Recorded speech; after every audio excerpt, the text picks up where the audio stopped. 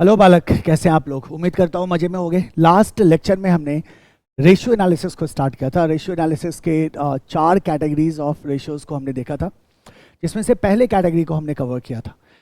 पहले कैटेगरी में हमारे पास लिक्विडिटी रेशियोज था। लिक्विडिटी रेशियो के अंदर हमारे पास करंट रेशियो था, क्विक रेशियो था, कैश रेशियो था, इंटरवल मेजर रेशियो था और साथ ही साथ नेटवर्किंग कैपिटल था।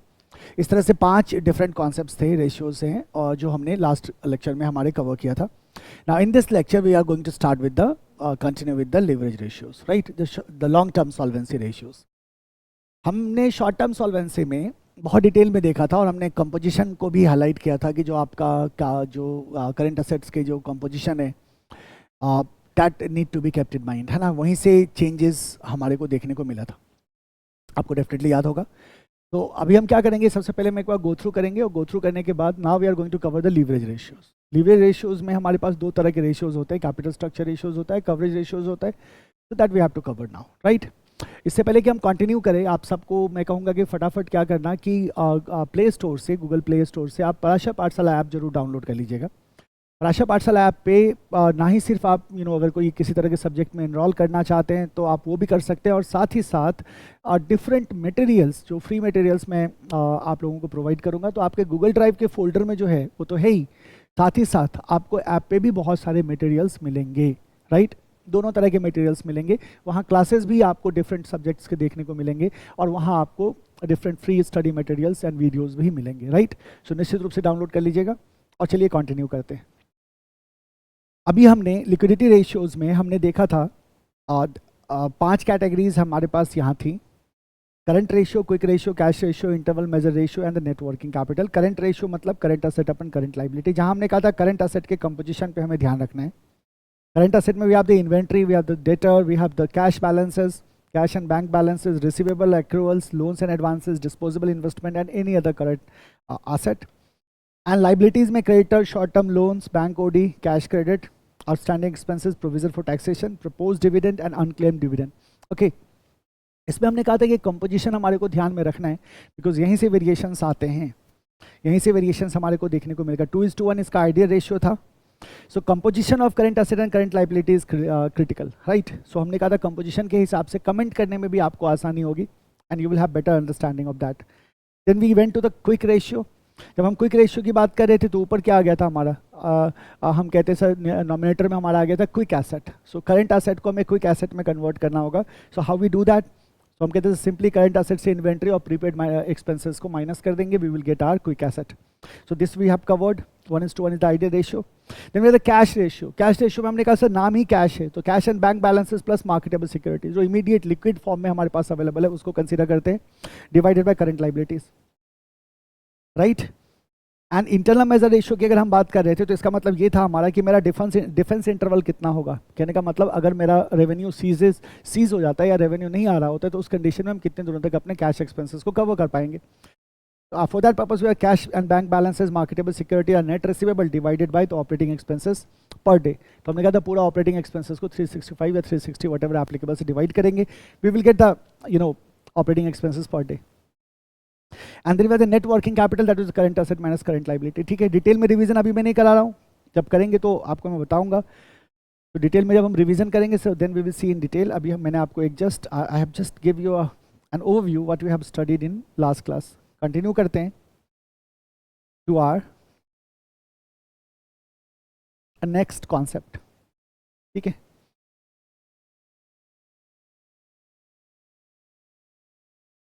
तो हम स्टार्ट करते हैं हमारे सेकेंड कैटेगरी ऑफ रेशियो को। सेकेंड कैटेगरी ऑफ रेशियो में है हमारा leverage ratios. Leverage ratios, we have the leverage ratios, या फिर इसको हम क्या बुला सकते हैं, long term solvency ratios. Long term solvency ratios, leverage ratios या long term solvency ratios. Solvency का जो इशू है, सॉल्वेंसी का जो इशू है, तो हम कहते हैं कि मान लो अगर हमने, जब हम we have to apply some capital. So capital employed आपको याद होगा अच्छी तरह से। कैपिटल एम्प्लॉयड में आपने कहा था सर हमारे पास इक्विटी होता है, हमारे पास प्रेफरेंस शेयर्स होते हैं, और retain earning is also there, then after we have the debt is also there, right. So इन सब का कंपोजिशन हमारा कैपिटल एम्प्लॉयड होता है, डिटेल फार्मूला आप सीख चुके हो, आगे रेफरेंस आएगा, मैं फिर से बताऊंगा। तो आप आइडिया क्या है यहाँ बेसिकली कि हम कहते हैं कि सर अगर मैंने डेट लिया हुआ है ना, जाहिर सी बात है हम लोन लेते हैं और बिजनेस में इन्वेस्ट करते हैं, उसके अपने फ़ायदे हैं, डेट के अपने फ़ायदे हैं, राइट। तो हमें क्या करना होता है, we have to pay the interest of course, and of course we will have to pay the principal, repayment of principal will also be done. तो ये जो हम मान लो अगर हमने लोन लिया and we are not able to pay the interest, right, we are not able to for repayment, in that case हम क्या कहलाएंगे, we will become insolvent. Insolvent का मतलब सीधा सीधा ये हो गया कि we are not able to cover our charges what are there against or the commitment or the obligations जो हम पे हैं, those we are not able to cover। ये होता है insolvency, right। तो अब जाहिर सी बात है जो लॉन्ग टर्म सॉल्वेंसी रेशियो है वो इसी बात को हम देखते हैं कि लॉन्ग टर्म में हम अपने डिफरेंट चार्जेस को कवर कर पाएंगे, यानी डिफरेंट कमिटमेंट एंड ऑब्लिगेशंस को हम फुलफिल कर पाएंगे या नहीं कर पाएंगे। तो लॉन्ग टर्म सॉल्वेंसी की अगर हम बात करें यहाँ, तो आप कहते हैं लॉन्ग टर्म में कंपनी के स्टेबिलिटी को हम मेजर कर पाएंगे, लॉन्ग टर्म में कंपनी की स्टेबिलिटी को हम मेजर कर पाएंगे, और हम जानते हैं कि लॉन्ग टर्म का मतलब है यहाँ मोर देन 1 ईयर, राइट। तो ये क्या मेजर करेगा, तो आप सीधा सीधा कहते हैं इट मेजर्स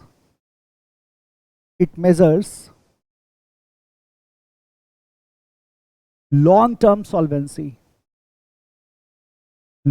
सॉल्वेंसी और स्टेबिलिटी ऑफ फर्म।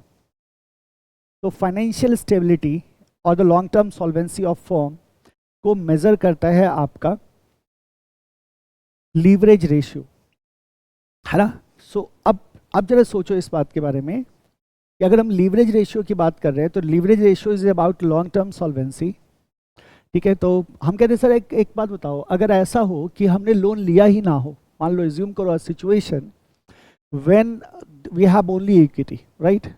तो अगर मेरे पास सिर्फ इक्विटी है और कंपनी लॉस करती है या कंपनी बंद हो जाती है किसी भी कारण से, then we do not have to pay anyone, क्योंकि हम जानते हैं इक्विटी का मतलब हो गया ओनर। तो भाई फायदा भी आपका, नुकसान भी आपका, if you are the owner of the company.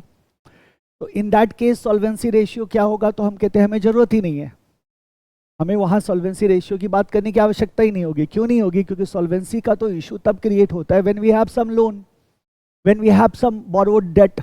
अगर वही नहीं है तो फिर सॉल्वेंसी कहाँ से आएगा, है ना। तो हम कहते हैं हाँ ये तो बड़ा बढ़िया सी बात है। इसका मतलब ये हुआ कि अगर आप लीवरेज की बात कर रहे हो, लीवरेज रेशियोज की बात कर रहे हो, तो you are talking about the financial leverage, है ना। और फाइनेंशियल लीवरेज का मतलब होता है जब हम अपने कैपिटल स्ट्रक्चर में डेट को यूज़ करते हैं, जब हम अपने कैपिटल स्ट्रक्चर में डेट को यूज़ करते हैं, then we get something called as financial leverage. So जाहिर सी बात है अगर किसी फर्म के पास सिर्फ इक्विटी है तो फिर उसके लिए लॉन्ग टर्म सॉल्वेंसी का इशू क्रिएट होगा ही नहीं। तो अगर हम यहाँ देखें इसको सिस्टमेटिक वे में, तो क्या आप जानते हैं what is financial leverage, what is financial leverage, क्या होता है financial leverage. You are talking about the what, the leverage ratio. So what is financial leverage, तो आप कहते हैं financial leverage is use of debt finance. So we have certain sources of financing, right? So we can source from equity finance or we can source from debt finance. So when we go for debt finance, then that is basically your financial leverage. तो आप क्या कहते हैं, it is basically कौन सा finance? Debt finance. It is basically what? Debt finance. Use of कर दो, use of debt finance। मैं हटा देता हूँ इसको, क्लियरली लिखते हैं। It is basically use of debt finance. So if some company is using debt finance, then it means they are going to enjoy the financial leverage. Okay, let's talk about different sources of finance and some of the peculiar characteristics. Don't write, है ना, ये एक rough है, लिखने की जरूरत नहीं है मैं हमारे को, ठीक है। अब मान लो suppose there is a company that is launching some project और सम प्रोडक्ट और some business and this company is requiring fund. अभी हम कहाँ से फंड ला सकते हैं इस कंपनी में, तो आपने कहा sir we have different sources of finance, we can go for equity and दो जो प्रोमिनेंट सोर्स है हम उसकी यहाँ बात कर लेते हैं। तो we have the equity and we have the debt. Okay, तो what's the difference between equity and debt. तो इक्विटी के against there is no fixed charges, इसके अगेंस्ट किसी तरह का कोई फिक्स चार्जेस नहीं होता, there is no fix charges. और if you are the equity holder of the company, it means you will get return, after paying interest, taxes and dividend to preference shareholder as well। जब हम सारे obligations को पूरा कर देते हैं, क्योंकि जो मेरा इंटरेस्ट है वो डेट पे आता है जो फिक्स्ड होता है, जो मेरा टैक्स है वो फिक्स्ड होता है, हमें देना ही होगा, और जो मेरा प्रेफरेंस डिविडेंड है, तो प्रेफरेंस शेयर्स भी इशू होते हैं विद अ फिक्स्ड रेट, तो वो भी मेरे को देना होगा। इन सबको पे करने के बाद what is remaining amount there with the company, that is distributed among the equity share holders. तो इसका मतलब क्या हुआ कि इक्विटी को बचा खुचा मिलेगा, बोले तो ऐसा है कि अगर कंपनी ने प्रॉफिट किया तो मिलेगा, कंपनी ने लॉस किया तो नहीं मिलेगा। सो यही तो मजा है ओनर कैपिटल का। तो हम कहते हैं इसका मतलब क्या हुआ सर, अगर नो फिक्स चार्जेस है, यानी कि कुछ भी फिक्स नहीं है यहाँ, इसका मतलब रिस्क क्या है मेरा, बताओ रिस्क क्या है, ज्यादा है। किसके लिए, इसके लिए जो इन्वेस्टर था, जो लेंडर था, लेंडर का रिस्क क्या है, ज्यादा है। लेंडर का रिस्क क्यों ज्यादा है, क्योंकि हमने कहा सर हमने इक्विटी में उनको इन्वेस्ट किया, इक्विटी लिया उस कंपनी का, कंपनी ही बंद हो गई या कंपनी ने लॉस बुक कर दिया, तो मेरा क्या हुआ, मुझे तो कोई फायदा ही नहीं हुआ। इसका मतलब मेरा रिस्क क्या है, ज्यादा है। लेकिन जरा कंपनी के पॉइंट ऑफ व्यू से सोचो, अब कंपनी के पॉइंट ऑफ व्यू से अगर आप सोचते हैं तो इक्विटी के केस में कंपनी का रिस्क क्या है। आप बोलोगे सर ये तो, इसको तो कोई फर्क ही नहीं पड़ता, रिस्क क्या होगा यहाँ, जाहिर सी बात है risk is come, risk is less. तो लेस रिस्क इन्वॉल्व है कंपनी को, क्योंकि कंपनी को पता है कि ये जो ओनर हैं, जो इक्विटी शेयर होल्डर्स हैं, इनके साथ कोई फिक्स चार्जेस नहीं है, तो कोई ऑब्लिगेशन नहीं है कि मेरे को इनको देना ही है, चाहे तो दे चाहे तो ना दे। अब जरा एक बात बताओ, पर सिंपल सा प्रिंसिपल है एक, higher the risk higher the gain. तो अगर ये लेंडर ज्यादा रिस्क ले रहे हैं तो इनकी एक्सपेक्टेशन भी क्या होगी, ज्यादा होगी। तो इनकी एक्सपेक्टेशन क्या होगी, ज्यादा होगी। So expectation of shareholder is going to be high.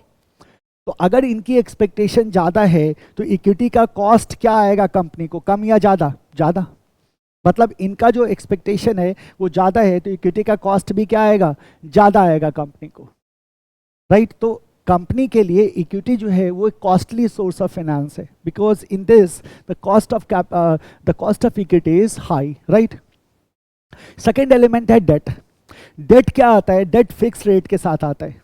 अभी हमने क्या कहा, 15% पे हमने मान लो डेट उठाया, तो ये 15% का इंटरेस्ट ऑब्लिगेशन है that I have to meet no matter what I am doing with my business, ये तो मेरे को देना ही होगा। तो ये तो मेरा फिक्स्ड ऑब्लिगेशन है, I will have to give 15% interest every year, right. So इसका मतलब क्या हुआ कि डेट जो है 15% पे आ रहा है, राइट, 15% पे आ रहा है, ओके। कंपनी के लिए इसका जो कॉस्ट है, डेट का जो कॉस्ट है, वो कॉस्ट क्या हुआ, हाई हुआ या लो हो गया। तो आप कहते हैं यहाँ इसका कॉस्ट क्या होगा, लो होगा। इसका कॉस्ट क्या होगा, यहाँ लो होगा, है ना। तो इसका मतलब इक्विटी में और डेट में चीप कौन हुआ, तो आप कहते हैं sir this is the cheaper. Debt is what, ये वाला कंपोनेंट मेरा डेट का है, debt is what, debt is cheaper. Debt क्या होता है, डेट सस्ता होता है, क्योंकि डेट का कॉस्ट हमारा क्या होता है, सस्ता होता है। लेकिन एट द सेम टाइम अगर हम रिस्क को देखें तो रिस्क क्या हो जाएगा, ज्यादा हो जाएगा। रिस्क क्या होगा, ज्यादा हो जाएगा। तो हम क्या कहते हैं कि डेट जो है वो चीपर है बट रिस्कियर भी है, राइट। तो that is what we have to understand first of all, कि जब हम फाइनेंशियल लीवरेज की बात कर रहे होते हैं और जब हम डेट की बात कर रहे होते हैं तो हम कहते हैं डेट एक चीपर सोर्स है हमारे लिए, लेकिन साथ ही साथ ये रिस्कियर भी है ना। साथ ही साथ क्या है, रिस्कियर भी है, ओके। अब सवाल आता है कि सर हम बात कर रहे थे फाइनेंशियल लीवरेज की, राइट। तो फाइनेंशियल लीवरेज हमारे को क्या देता है बेसिकली, या हम लीवरेज रेशियोज की बात कर रहे थे। तो लीवरेज रेशियोज के थ्रू हम ये देखते हैं कि जो डेट कैपिटल को हम प्रिक्योर कर रहे हैं या डेट कैपिटल को जो हम इन्वेस्ट कर रहे हैं, इसकी वजह से क्या रिस्क अराइज हो रहा है हमारी कंपनी में, and that the assessment of that risk can be done with the help of leverage ratios. उसी रिस्क को हम क्या कर सकते हैं, लीवरेज रेशियो की मदद से एसेस कर सकते हैं। अभी आप देखोगे with examples how we do it, ठीक है। ये सब मैं आपको कॉस्ट ऑफ कैपिटल में बहुत डिटेल में पढ़ाने वाला हूँ, इसीलिए इसको हमने रफ में रखा।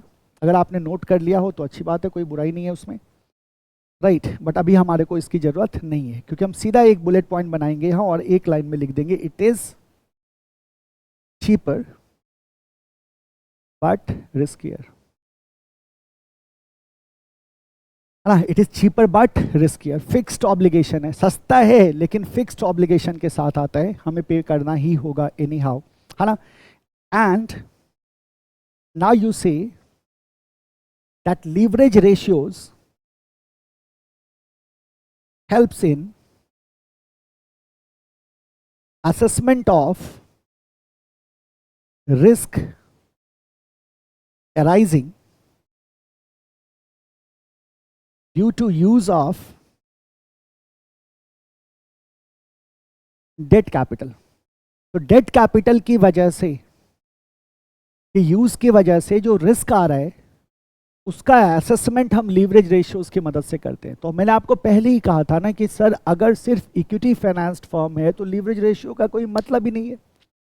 सॉल्वेंसी का इनसॉल्वेंट होने का मतलब है we are not able to pay someone who is external to the company and has lended some money to us. तो हमने क्या कहा कि सर इक्विटी शेयर होल्डर्स के केस में तो हमारे को इंसॉल्वेंसी का इशू नहीं आता है। इंसॉल्वेंसी का इशू तब आता है जब हमने बाहर से पैसा क्या कर रखा हो, बोरो कर रखा हो। तो जब हमने डेट कैपिटल को यूज किया तो डेट कैपिटल को यूज करने से जो रिस्क एराइज हो रहा है मेरी कंपनी में उसका असेसमेंट हमारे को मिलता है कहां से, लीवरेज रेशियोज से। उसका असेसमेंट कहां से मिलता है, लीवरेज रेशियोज से।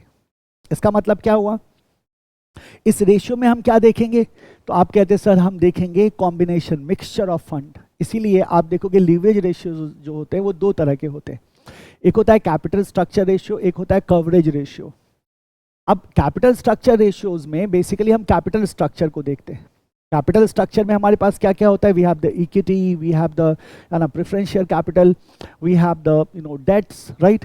तो ये जो इक्विटी है, प्रेफरेंशियल कैपिटल है, डेट है, वी सी दीज कॉम्पोनेंट्स। तो हम देखते हैं कैपिटल स्ट्रक्चर में किसका कितना प्रोपोर्शन हमने रखा हुआ है, क्योंकि याद रखना कि इसके प्रोपोर्शन से आप पे अफेक्ट होगा, यू विल गेट अफेक्टेड। इसके हिसाब से आपका रिस्क बढ़ेगा घटेगा। जैसे डेट इनॉर्मसली ज़्यादा रखा आपने तो इंटरेस्ट लायबिलिटी आपकी बहुत ज़्यादा हो जाएगी, जो हो सकता है आपके प्रॉफिट को क्या करे, डेंट करे। So this will happen. तो कैपिटल स्ट्रक्चर रेशियो में हम देखेंगे different components of capital structure का आपस में रेशियोज क्या है, and that will give us the better clarity. Proportion समझ के हमारे को क्या मिलती है, बेटर क्लैरिटी मिलती है। तो जैसे इक्विटी है तो अपन इक्विटी रेशियो देखेंगे, डेट है तो अपन डेट रेशियो देखेंगे, फिर डेट इक्विटी का रेशियो देखेंगे, फिर टोटल असेट के साथ उसको कंपेयर करके देखेंगे, right. Likewise second one is the coverage ratio, नाम ही है कवरेज। सो कवरेज का मतलब क्या है, जो मेरा फिक्स्ड ऑब्लिगेशन है उसको how we are going to cover. जैसे इंटरेस्ट है तो हम जानते हैं इंटरेस्ट हम चार्ज करते हैं किस पे, ईबीआईटी पे। तो अगर हमने ईबीआईटी पे इंटरेस्ट चार्ज किया तो हम जब इंटरेस्ट कवरेज रेशियो होगा हमारा, हम देखेंगे इंटरेस्ट को कवर करने के लिए we have sufficient EBIT with us और नॉट, तो उसको कवरेज रेशियो में डालेंगे। तो दो तरह के रेशियोज आपको यहाँ देखने को मिलेंगे, कैपिटल स्ट्रक्चर रेशियो जिसको स्ट्रक्चरल रेशियोज भी कहा जाता है। आप कैपिटल स्ट्रक्चर रेशियो बोलो या स्ट्रक्चरल रेशियोज बोलो, and the second ratio is called as coverage ratio, right. हम इसके यूज को भी देखेंगे, हम कुछ एग्जांपल ऑफ एनालिसिस भी देखेंगे, छोटे छोटे एग्जांपल्स लेंगे, बाद में हमें बड़े क्वेश्चंस तो करने ही है, उसमें हम और डिटेल में देखेंगे, राइट। So what we say here, हम क्या कहते हैं, a business gets fund from owners, so that is equity capital, and lenders, that is our debt capital, owners and lenders. Leverage ratios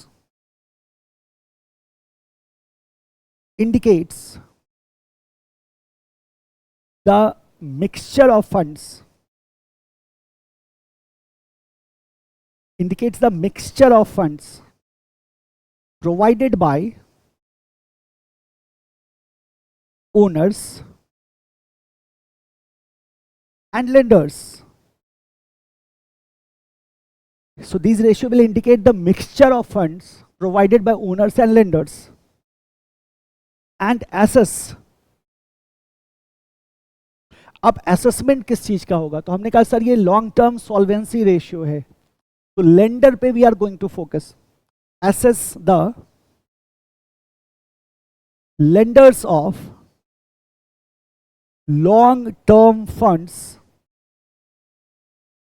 regarding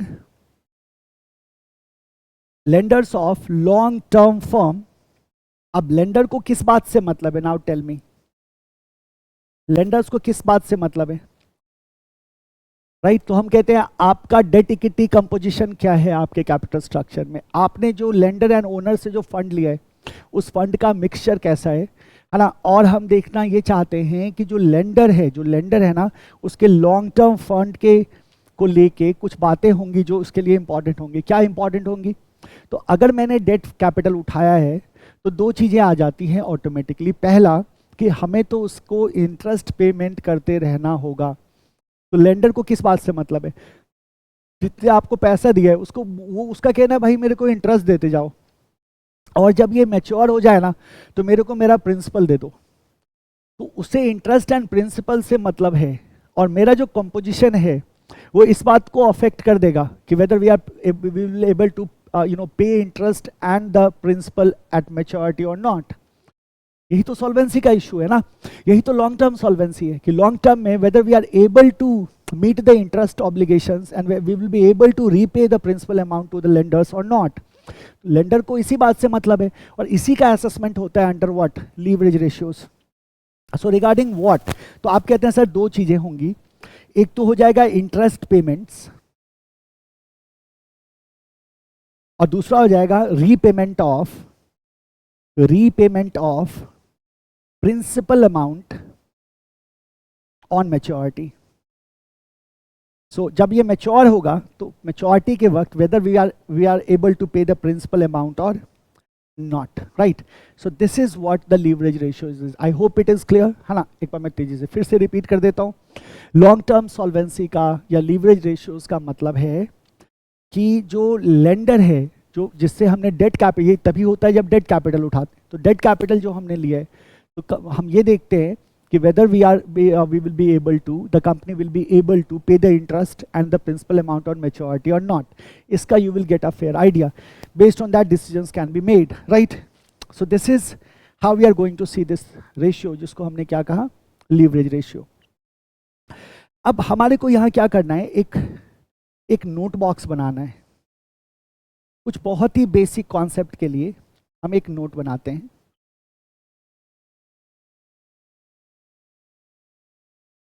ठीक है, थोड़ा लंबा नोट होगा तो ओपन छोड़ देते हैं एंड को। And let's go for a balance sheet. यहाँ हमें किसकी ज़रूरत होगी? बैलेंस शीट की ज़रूरत होगी, नो डाउट। तो अगर हम बैलेंस शीट को देखें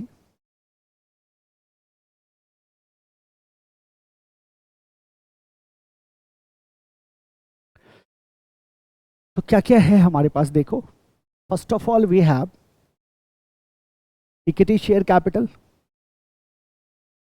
okay, then we have reserves and surplus, then we have preference share capital, right, then we have long term debt, फिर आते हैं हमारी क्या? करंट लाइबिलिटीज, फिर आती है हमारी करंट लाइबिलिटीज। ठीक है, लाइकवाइज हमारे पास है नॉन करंट असेट्स और हमारे पास है current assets. We have non current assets and we have current assets. Now we know that जो टोटल होगा दोनों साइड का, लाइबिलिटीज का और एसेट का, this total is going to be same, है ना। इसलिए तो इसको कहते हैं ना बैलेंस शीट, इसलिए इसको कहते हैं बैलेंस शीट। क्यों होता है ऐसा? तो हम कहते हैं सर जो भी हमारा असेट आएगा उस असेट को हमने कहाँ से लिया बेसिकली, तो मेरा सोर्स क्या है? तो किसी न किसी सोर्स से तो मैंने पैसा लिया होगा, जिस पैसे से मैंने असेट को खरीदा। तो for every entry of asset we have to show the fund. अब जो पैसा हमने उठाया दैट इज माई लाइबिलिटी, और उसको हमने असेट में लगाया, तो asset will generate revenue for us. तो असेट क्या करेगा, हमारे रेवेन्यू जनरेट करेगा। तो that is why it is always equal, you know, liabilities and asset become what, equal, we know that. As far as liability side of balance sheet is concerned, equity and liability side को अगर हम देखें, so this is about the fund we are procuring. This is regarding procurement, है ना। तो हमारे पास कहाँ से क्या क्या सोर्सेज थे जहाँ से हमने पैसा उठाया, and that is why it becomes liability because we will have to pay them back, हमारे को उन्हें पैसा वापस करना होगा। And asset side is basically utilization of fund, कि जो फंड हमने प्रोक्योर किया उसको हमने यूटिलाइज कैसे किया। So we have procurement and you have the utilization. So your asset side is basically how you are utilizing your fund, and your liability side is basically how you are procuring the fund. तो ये हमारा क्या हो गया, balance sheet हो गया। This is my equity and liabilities and this is my assets. ठीक है, इसको हम क्लोज कर देते हैं। सुंदर डायग्राम बनाओ हमेशा, है ना, साफ सुथरा मेरी तरह, है ना। देखो कितना सुंदर है ना, राइट। तो लेट्स मूव अहेड, और अब इस पे थोड़ा सा हम R&D करेंगे इससे पहले कि हम थियरी पे जाएं। ठीक है, क्या R&D करेंगे जरा ध्यान दो। अब जो मेरा प्रेफरेंस शेयर कैपिटल है, this is very small, it is very small और नेग्लिजिबल। अब प्रैक्टिकल लाइफ में, थ्योरेटिकल लाइफ में, क्वेश्चंस में तो आपको प्रेफरेंस शेयर कैपिटल दिखाई देगा, प्रैक्टिकल में आप देखोगे प्रेफरेंस शेयर जल्दी इशू करती नहीं है कंपनी, है ना। तो इसके आपको बहुत कम इसका यूटिलाइजेशन, इसका यूज आपको दिखाई देगा, but this is there. And then we have the long term debt. फिर हमारे पास क्या है, लॉन्ग टर्म डेट है, ये हमारा कंसर्न है, ये हमारे लिए क्या लेके आता है। So this is our financial leverage, है ना, this is our financial leverage. अब कुछ अमाउंट दे दो, मान लो रुपीज इन लैक्स मान लो या करोड़ मान लो। तो हमने कहा मान लो इक्विटी शेयर कैपिटल हमारे पास 20 है, रिजर्व एंड सरप्लस मान लो हमारे पास 5 है, प्रेफरेंस शेयर कैपिटल हमारे पास, इसको भी 5 कर दो, एंड लॉन्ग टर्म डेट हमारे पास 100 है। लॉन्ग टर्म डेट हमारे पास कितना है, 100 है। एंड टोटल करेंट लाइबिलिटीज को 130 को 75 कर दो, तो क्या कर दो, 75 कर दो।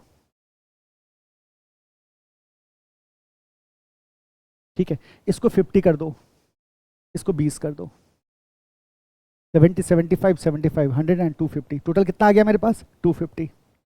तो 250 मेरे पास टोटल लाइबिलिटीज है। ठीक है ना, हमारे पास टोटल लाइबिलिटीज हमारी कितनी है, 250 है। इसका मतलब मेरा टोटल एसेट भी कितना होगा, तो आपके जैसे टोटल एसेट भी आपका कितना होगा, 250 होगा। यस और नो, टोटल एसेट भी आपका कितना होगा, 250 होगा। सो टोटल लाइबिलिटीज 250, तो टोटल एसेट भी हमारा क्या हो जाएगा, 250 हो जाएगा, है ना। टोटल एसेट भी हमारा क्या हो जाएगा, 250 हो जाएगा ना। बस अभी इतने को ध्यान में रखना है, राइट। और आगे बढ़िए।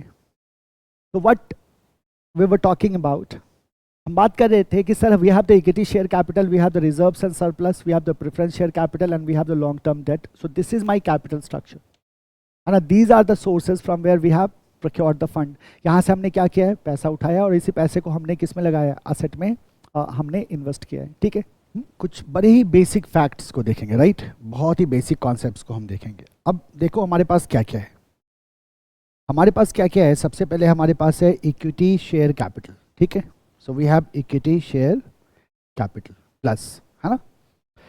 Then after we have the reserves and surplus, reserve and surplus, ठीक है, plus then we have the preference share capital. अब प्रेफरेंस शेयर कैपिटल को देखने से पहले what you will find that कि हो सकता है कि we have some accumulated losses P&L से, right, and we may also have some fictitious asset. Fictitious assets की अगर हम बात करें तो फिक्टिशियस एसेट्स भी हो सकते हैं और एक्यूमुलेटेड लॉस भी हमारे को दिख सकता है। अब अगर हम एक्यूमुलेटेड लॉस और फिक्टिशियस एसेट की बात करें तो दीज विल इम्पैक्ट व्हाट। अब बताओ ये किसका पार्ट होगा अल्टीमेटली, तो आप कहते हैं अगर फिक्सिशियस एसेट है हमारे पास या एक्यूमुलेटेड लॉस है ना। फिक्सिशियस एसेट्स का क्या, जैसे जैसे जैसे हम कहते हैं सर फिक्सिशियस एसेट्स मतलब जैसे मान लो प्रमोशनल एक्सपेंसेस है, suppose we have some promotional expenses, तो that will be what, fictitious asset.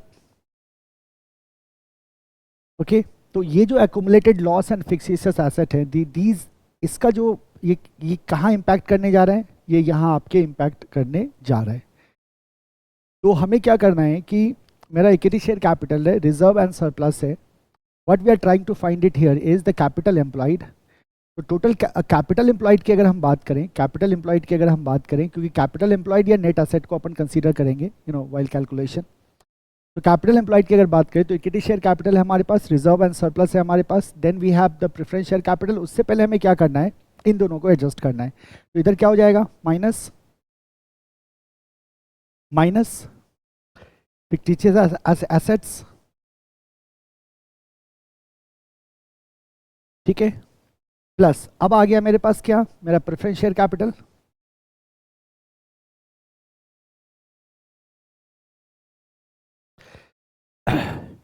Plus debt. तो this is my capital employed, ये मेरा क्या हो गया, this is my capital employed. तो आप क्या कहते हैं कि सर ये मेरा equity share capital plus reserves and surplus, preference share capital and जो मेरा लॉन्ग टर्म डेट है, right, and it is adjusted with accumulated loss fictitious asset, this will be my capital employed. कोई doubt नहीं होना चाहिए, ये हमारा क्या हो जाएगा, कैपिटल एम्प्लॉयड हो जाएगा। तो यही है हमारा टोटल कैपिटल एम्प्लॉयड या टोटल फंड अगर हम कहें, तो this is the capital employed. Okay, तो पहले तो आपको इस बात को ध्यान में रखना है, then move अहीड।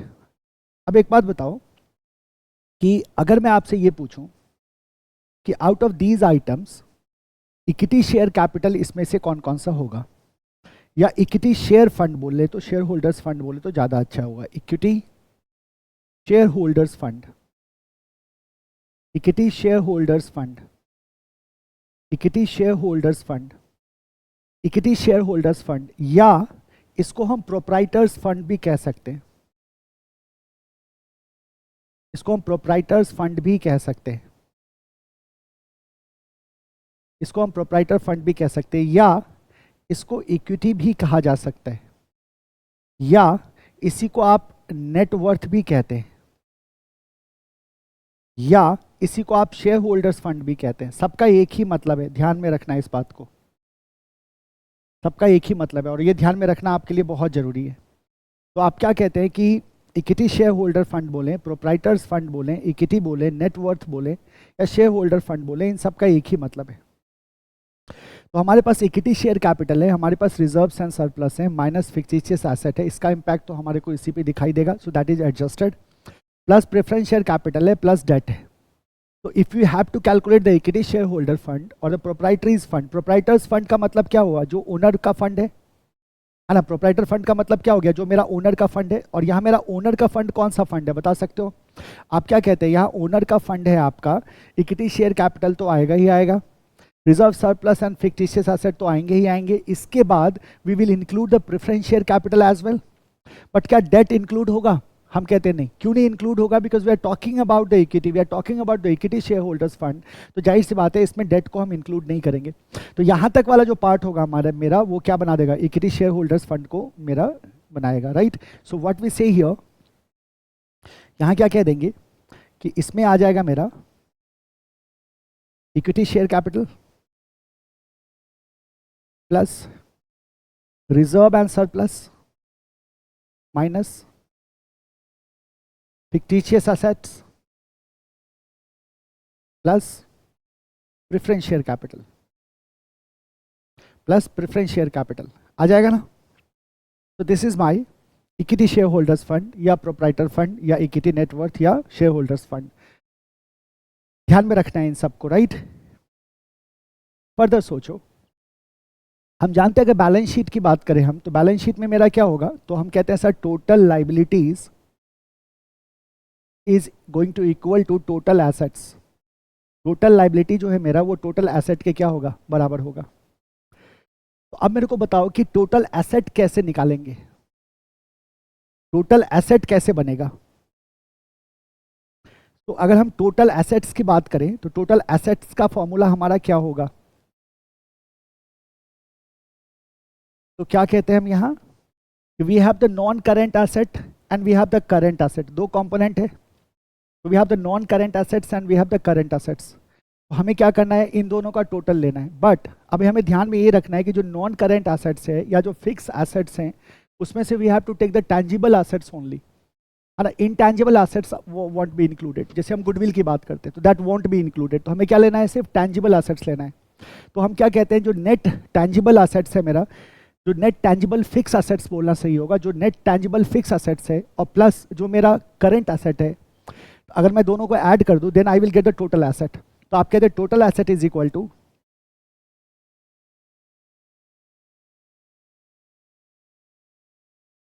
Net tangible fixed asset plus net current assets, net tangible fix assets plus net total current asset बोलो, plus total current asset plus total current asset. तो ये मेरा क्या आ गया, ये मेरा टोटल एसेट आ गया, ठीक है।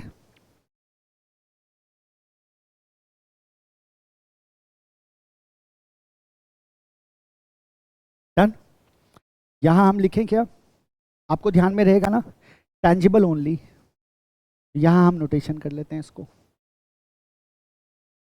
Tangible assets only, intangible asset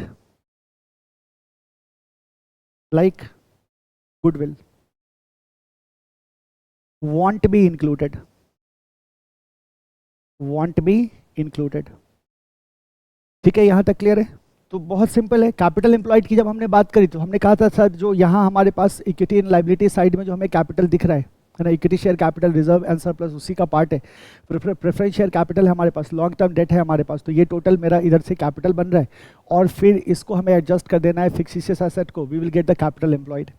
अब हम जब बात करते हैं इक्विटी शेयर होल्डर का फंड क्या है इसमें, तो इक्विटी शेयर होल्डर फंड या शेयर होल्डर्स फंड की बात करी हमने, तो डेट को हटा दिया, बाकी सारी चीज़ों को रहने दिया, तो वो मेरा बन जाता है इक्विटी शेयर होल्डर फंड, या फिर हमने उसको प्रोप्राइटर फंड बोला, या फिर हमने उसको नेटवर्थ बोल दिया।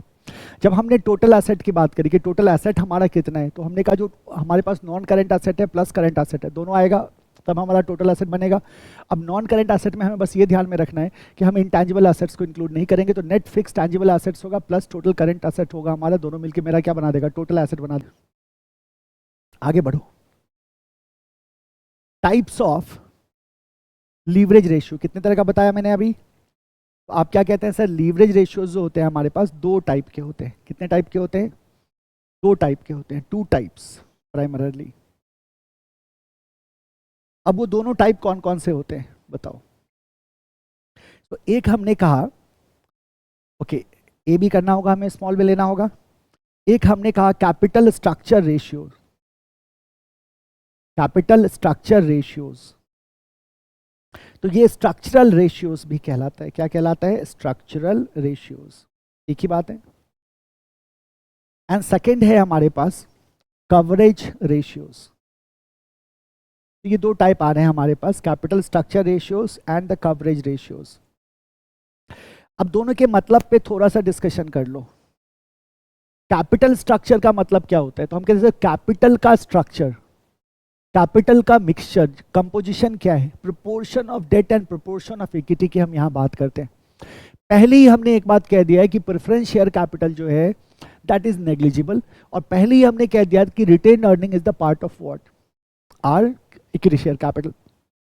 बचा क्या, इक्विटी एंड डेट, तो प्राइमरीली हम उसी की बात कर रहे हैं। सो कैपिटल स्ट्रक्चर रेशियो की जब हम बात करते हैं तो we are talking about the proportion of various capital in the capital structure. इसकी बात हम यहां कर रहे होंगे under the capital structure ratios. तो आप क्या कहते हैं, इट इज किस पे आधारित होगा, तो it is based on proportion of debt and equity, proportion of debt and equity in capital structure, proportion of debt and equity in capital structure। तो एक अब proportion of debt and equity की बात करेंगे तो एक तो हो जाएगा डेट रेशियो। तो आप समझ जाओ ना, आप क्या करोगे, अगेंस्ट व्हाट, आप बोलोगे सर अच्छा अच्छा अच्छा समझ में आ गया सर? कैपिटल एम्प्लॉयड है ना, अगेंस्ट व्हाट? Capital employed. तो हमने कहा कैपिटल एम्प्लॉयड मेरा कैपिटल स्ट्रक्चर है, right? We have the debt and we have the equity in our capital structure. So debt ratio हो जाएगा मेरा, इक्विटी रेशियो हो जाएगा मेरा। इसी तरह से हमारा क्या होगा, और डेट एंड इक्विटी रेशियो हो जाएगा मेरा। इसी तरह से हमारा क्या निकल जाएगा, कैपिटल स्ट्रक्चर रेशियोज निकल जाएंगे। सेकेंड है हमारे पास coverage ratio. As I told you earlier as well कि कवरेज का मतलब है जो मेरा जो कमिटमेंट है और जो मेरा सोर्स है टू फुलफिल दैट कमिटमेंट, जो मीन्स है टू फुलफिल दैट कमिटमेंट, उसके बीच का रिलेशनशिप। जैसे हमने कहा था इंटरेस्ट ऑब्लिगेशंस हैं, so interest obligations can be met with the help of EBIT. So EBIT और इंटरेस्ट का relation we have to see under what, the coverage ratio. तो कवरेज रेशियो की अगर हम बात करें तो हम कहते हैं it shows the relationship, it shows the relationship between debt servicing commitments or obligations and sources for meeting these commitments and sources for meeting these commitments या ऑब्लिगेशन या बर्डन, आप जो भी कहना चाहो आप कह सकते हो। आप कमिटमेंट कह सकते हैं, ऑब्लिगेशन कह सकते हैं, बर्डन कह सकते हैं। सो कवर कर पा रहे हैं या नहीं कर पा रहे, कितने गुने से कवर कर पा रहे है ना? तो इंटरेस्ट लायबिलिटी का कितना गुना मेरा ईबीआईटी है, that what we have to see, right? जब हम कैपिटल स्ट्रक्चर रेशियो की बात करते हैं तो डेट का प्रोपोर्शन क्या है as against the capital employed, so that we have to see there, right? So हमारे पास दो तरह के रेशियोज होते हैं लीवरेज रेशियोज में, एक होता है कैपिटल स्ट्रक्चर रेशियोज और एक होता है हमारे पास कवरेज रेशियोज, राइट? यहां से हमें मिलेगा क्या, लॉन्ग टर्म सॉल्वेंसी से रिलेटेड असेसमेंट। अब देखना इसके अंदर कैपिटल स्ट्रक्चर रेशियोज के अंदर कौन कौन से रेशियोज हैं हमारे पास, एक लिस्ट तो बनता है। तो हमारा क्या नंबर था टोटल, हमारे पास लिक्विडिटी रेशियो में कितने थे, 5। तो यहाँ हम स्टार्ट करेंगे कहाँ से, 6 से। कैपिटल स्ट्रक्चर में सबसे ऊपर क्या रखते हैं, इक्विटी को रखते हैं, तो रख दिया क्या, इक्विटी रेशियो आ गया, इक्विटी रेशियो। इक्विटी के बाद क्या लेते हैं, डेट को लेते हैं, तो आ गया डेट रेशियो, है ना? इक्विटी रेशियो आ गया, डेट रेशियो आ गया। अब ये दोनों जब आ चुका है तो डेट टू इक्विटी रेशियो ले लेते हैं, डेट टू इक्विटी रेशियो। ये बताएगा इक्विटी और डेट में क्या रिलेशन है, कितना गुना ज़्यादा हमने क्या रखा हुआ है, डेट रखा हुआ है as compare to what, equity. अब हम क्या करेंगे, अब हम डेट को टोटल एसेट से कंपेयर कर देंगे, debt to total asset ratio. पता चल जाएगा आपको कितना एसेट आपने किससे फाइनेंस करके रखा हुआ है, डेट से फाइनेंस करके रखा हुआ है। Then we have the capital gearing ratio, capital gearing ratio. याद रखना कि ये जो हमारा है ना, ये जो date equity ratio, that is also type of what, capital gearing ratio. अभी मैं बताऊंगा आपको डिटेल में। एंड कैपिटल गियरिंग रेशियो के बाद हमारे पास एक लास्ट है जिसको हमने कहा प्रोप्राइटरी रेशियो। अब प्रोप्राइटरी रेशियो में आपको कंफ्यूजन हो ही नहीं सकता है, पता है क्यों नहीं हो सकता? ये हो जाएगा नंबर 10, ये हो जाएगा नंबर 11। आपको इसीलिए कंफ्यूजन नहीं हो सकता क्योंकि आप जानते हैं कि प्रोप्राइटरी फंड क्या होता है, और अगर आप प्रोप्राइटरी फंड जानते हैं तो फिर तो प्रॉब्लम ही सॉल्व है ना। प्रोप्राइटरी रेशियो हम किसको यूज करेंगे, प्रोप्राइटरी फंड को यूज करेंगे। Likewise we have the coverage ratio. Coverage ratio में सबसे पहले हमारे पास है डेट को कवर करो, तो debt service coverage ratio, debt service coverage ratio, in short we call it DSCR। Debt service coverage ratio के बाद अब आ जाओ, और क्या हमारे पास ऑब्लिगेशंस होते हैं, interest, interest coverage ratio. Interest का कवरेज हो गया, इंटरेस्ट के बाद क्या बचा, इंटरेस्ट दे दिया। फिर क्या आता है हमारे पास, फिक्स्ड कमिटमेंट, तो preference dividend, preference dividend coverage ratio, preference dividend coverage ratio. इसके बाद प्रेफरेंस डिविडेंड के बाद क्या होता है हमारे पास, क्या बच जाता है, EAESH, earning available for equity share holder. तो अब हमारे पास मैं भी आपको इनकम स्टेटमेंट पे लेके जाऊंगा, डोंट वरी। तो हमने क्या किया, we have sales minus variable cost, we get the contribution, minus fix cost, we get the EBIT, minus interest, we get the EBT, earning before tax, then we pay the tax. After tax, we get EAT, earning after tax. From earning after tax, we give the preference dividend. And once we give the preference dividend, we get something called as EAESH, earning available for equity shareholder. Now from that earning we give dividend to the equity share holder. तो अपने को क्या करना है, preference के बाद किसको cover करना है, इक्विटी शेयर होल्डर्स को। तो equity dividend coverage ratio, equity dividend coverage ratio, है ना, और लास्ट आता है हमारे पास fixed charges coverage ratio, fixed charges coverage ratio, fixed charges coverage ratios. तो ये टोटल रेशियोज हैं हमारे पास as far as leverage ratios are concern. हमने कुछ फंडामेंटल कॉन्सेप्ट को देखा, हमने बैलेंस शीट के कंपोनेंट्स को देखा, हमने कैपिटल एम्प्लॉयड को समझा कि कैपिटल एम्प्लॉयड क्या होता है, और हमने शेयर होल्डर्स के फंड को समझा, शेयर होल्डर्स फंड या प्रोप्राइटरी फंड को हमने देखा, हमने टोटल एसेट को देखा, हमने नेट एसेट को समझा, right. So after all these now we can move to the ratio. पहले हम किसको देखेंगे, कैपिटल स्ट्रक्चर को, फिर हम देखेंगे किसको, कवरेज को। तो will start with number 6, that is your equity ratio, है ना। चलो कंटिन्यू करते हैं। तो पहला जो होगा हमारा ए कर देते हैं, हेडिंग तो रख लेते हैं हम लोग। पहले हमने किसको रखा, capital structure ratio. Capital structure ratio को जब यूज़ करेंगे, जब हम कैपिटल स्ट्रक्चर रेशियोज को देखेंगे तो क्या यूज़ करना चाहिए, कौन सा स्टेटमेंट हम यूज़ करेंगे, तो जाहिर सी बात है इधर अपन यूज़ करेंगे किसको, बैलेंस शीट को। और जब कवरेज की बात करेंगे तो फिर हमारे को इनकम स्टेटमेंट पे जाना होगा, because here we have balance sheet is enough, because capital employed will see in the balance sheet, right. तो कैपिटल स्ट्रक्चर रेशियोज की अगर हम बात करें, so this is what we have to do. इसमें जो सबसे पहला है हमारे पास, that is the equity ratio. अब इक्विटी रेशियो की हम बात करते हैं, है ना। अगर हम इक्विटी रेशियो की बात करें तो मुझे एक बात बताओ, ये किसका फंड है, ये किसका फंड है, इक्विटी रेशियो को किसका फंड कहते हैं। तो आप बोलोगे ना सर, जो इक्विटी होता है वो ओनर का फंड होता है, तो इसका मतलब ओनर के फंड को हम टोटल फंड से कंपेयर करने जा रहे हैं। तो ओनर्स फंड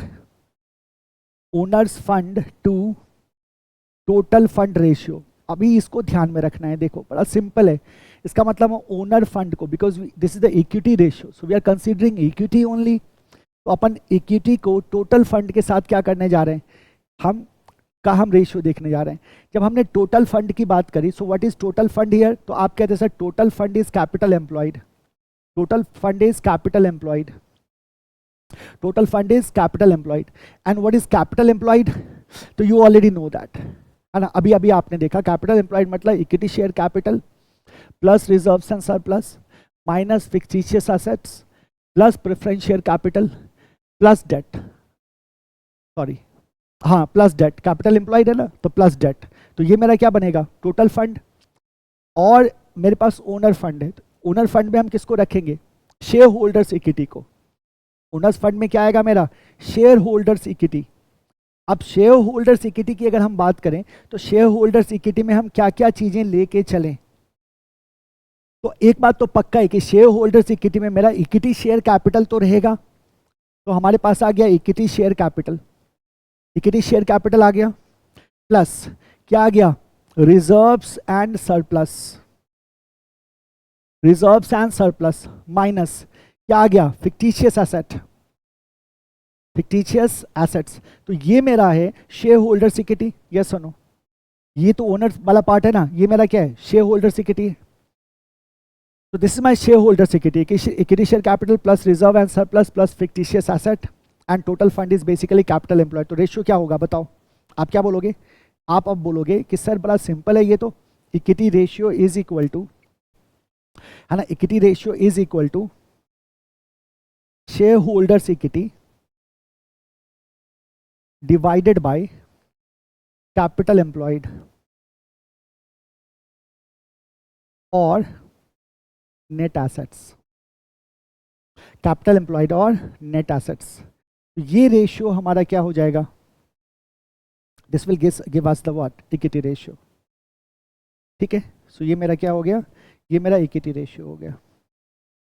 तो this is my share holders equity, we know that equity share capital plus reserve surplus and the fictitious asset, capital employed we already know. What is net asset, how can we find out the net asset, बताओ मेरे को, इसके बारे में बता सकते हो, क्या होगा फॉर्मूला नेट एसेट्स का, नेट एसेट्स का मतलब क्या हुआ, नेट एसेट्स का मतलब, तो आप कहोगे सर दो कंपोनेंट होता है हमारे पास, फिक्स्ड एंड द करंट, तो इसका मतलब हो जाएगा net fixed asset plus net current asset, हो जाएगा ना। Net fix assets plus net current assets is equal to what, net assets. Now tell me one thing, what is net current assets, what is net current assets. Net fix assets तो हम जानते हैं depreciation का treatment, what is net current assets, तो आप कहते हैं sir net current asset is equal to current asset minus current liabilities, current assets minus current liabilities, yes और नो। इसी को हमने अभी कहा था वर्किंग कैपिटल, तो ये मेरे को क्या दे देगा, नेट करंट एसेट्स दे देगा। So net asset is equal to net fix assets plus net current assets, और net fix assets plus C A minus C L, that what we have already seen, जो हम पहले देख चुके हैं। Okay, so what is the ratio, equity ratio, shareholders equity divided by capital employed. Now how you are going to work it out, चलो एक example ले लो, एक एग्जाम्पल ले लीजिए, अभी मत लिखना, पहले मेरे को एग्जाम्पल क्रिएट करना दो फिर आप लिखना। बैलेंस शीट है x limited as at 31 March 2019, ठीक है। हम जानते हैं बैलेंस शीट क्या होता है, एट अ पर्टिकुलर डेट होता है, इसलिए हम क्या लिखते हैं एज एट, राइट। जबकि हमारा इनकम स्टेटमेंट क्या होता है, फॉर पीरियड होता है। तो as at 31 March 2019 and we have to create a balance sheet.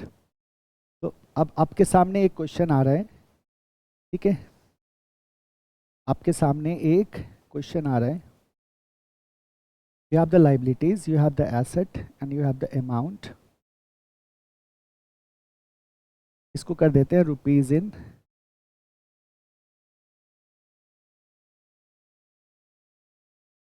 you have the asset and you have the amount, इसको कर देते हैं रुपीज इन लैक्स, इधर भी आ गया रुपीज इन लैक्स, ठीक है।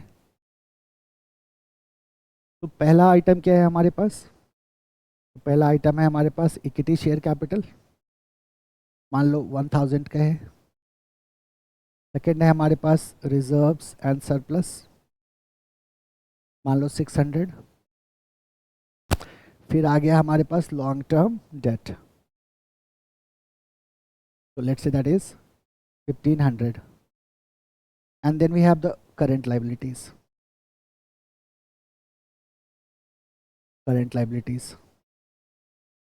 इसको कुछ रख दो, let's say this is 800, we get the total, what is the total here, 3900, है ना। तो मेरा टोटल लाइबिलिटी कितना है 3900। if my total liability is 3900, my total asset is going to be 3900, तो इधर तो 39 ही होगा, ठीक है। so we have non current assets of 3000 and we have current assets of 900, है ना, ठीक है। कंप्यूट इक्विटी रेशियो, बता सकते हैं क्या होगा, कंप्यूट इक्विटी रेशियो, बता सकते हो क्या होगा, क्या होगा, equity ratio is equal to, कितना है मेरा इक्विटी, इक्विटी कितना है मेरा, आपके तो सर इक्विटी आपका ये रहा, कितना है 1000, लेकिन हमने क्या कहा था, this is the part of the equity, कहते आ रहा है ना बार बार, तो क्या हम इसको इसमें ऐड करें या ना करें, आप क्या बोलोगे सर, निश्चित रूप से आपको इन दोनों को क्या करना होगा, ऐड करना होगा। तो जब आप इन दोनों को ऐड करते हैं तब जाके आपका शेयर होल्डर्स इक्विटी बनेगा, है ना। इन दोनों को आपको क्या करना होगा, ऐड करना होगा, तब जाके आपको क्या मिलेगा, शेयर होल्डर्स इक्विटी मिलेगा। उसमें डेट तो ऐड होगा नहीं, बाकी कोई आइटम है नहीं हमारे पास। इसका मतलब क्या हुआ, इसका मतलब ये हो गया कि हमारा फॉर्मूला ऐसे बन जाएगा कि जो मेरा इक्विटी शेयर कैपिटल है प्लस रिजर्व्स एंड सरप्लस है, ये मेरा हो जाएगा शेयर होल्डर्स इक्विटी, है ना। अब बात करो नेट एसेट की, नेट एसेट देखो हमारे पास क्या है, तो नॉन करेंट एसेट हमारे पास कितना है 3000, ठीक है। और what is net asset, net asset क्या होता है, हमने कहा था net asset is equal to net fixed asset plus current assets minus current liability. Net fix assets हमारा कितना है 3000 plus 900 minus 800 is equal to 3100 होगा ना, हो जाएगा 3100। तो यहाँ मेरा ये कितना हो गया 3100, यानी कि ये हो जाएगा 1000 plus 600 1600 by 3100 is equal to कितना आता है 1600 बाई 3100।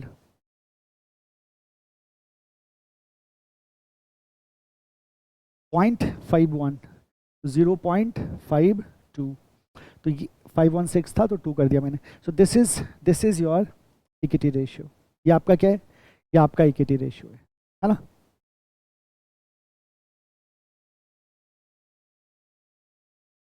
That's it. तो सिंपल तरीके से हम क्या कर सकते हैं, कैलकुलेशन कर सकते हैं ना। आ जाओ, इस रेशियो का इंटरप्रिटेशन कैसे करेंगे, इस रेशियो का इंटरप्रिटेशन कैसे करेंगे, क्या हो जाएगा, क्या बोलेंगे, हम बोलेंगे कि जो इक्विटी रेशियो होता है ये इंडिकेट करता है प्रोपोर्शन ऑफ ओनर्स फंड, शुरू में ही हमने कहा था इसको, to total fund. So owner fund to total fund को ये इंडिकेट करता है। इक्विटी शेयर होल्डर्स जो हमारा इक्विटी है उसको हम डिवाइड कर देते हैं नेट एसेट से या कैपिटल एम्प्लॉयड से। कैपिटल एम्प्लॉयड मेरा क्या है, टोटल फंड है। तो owner fund and total fund के रिलेशनशिप को बताता है, प्रोपोर्शन ऑफ ओनर फंड बताता है with respect to total fund.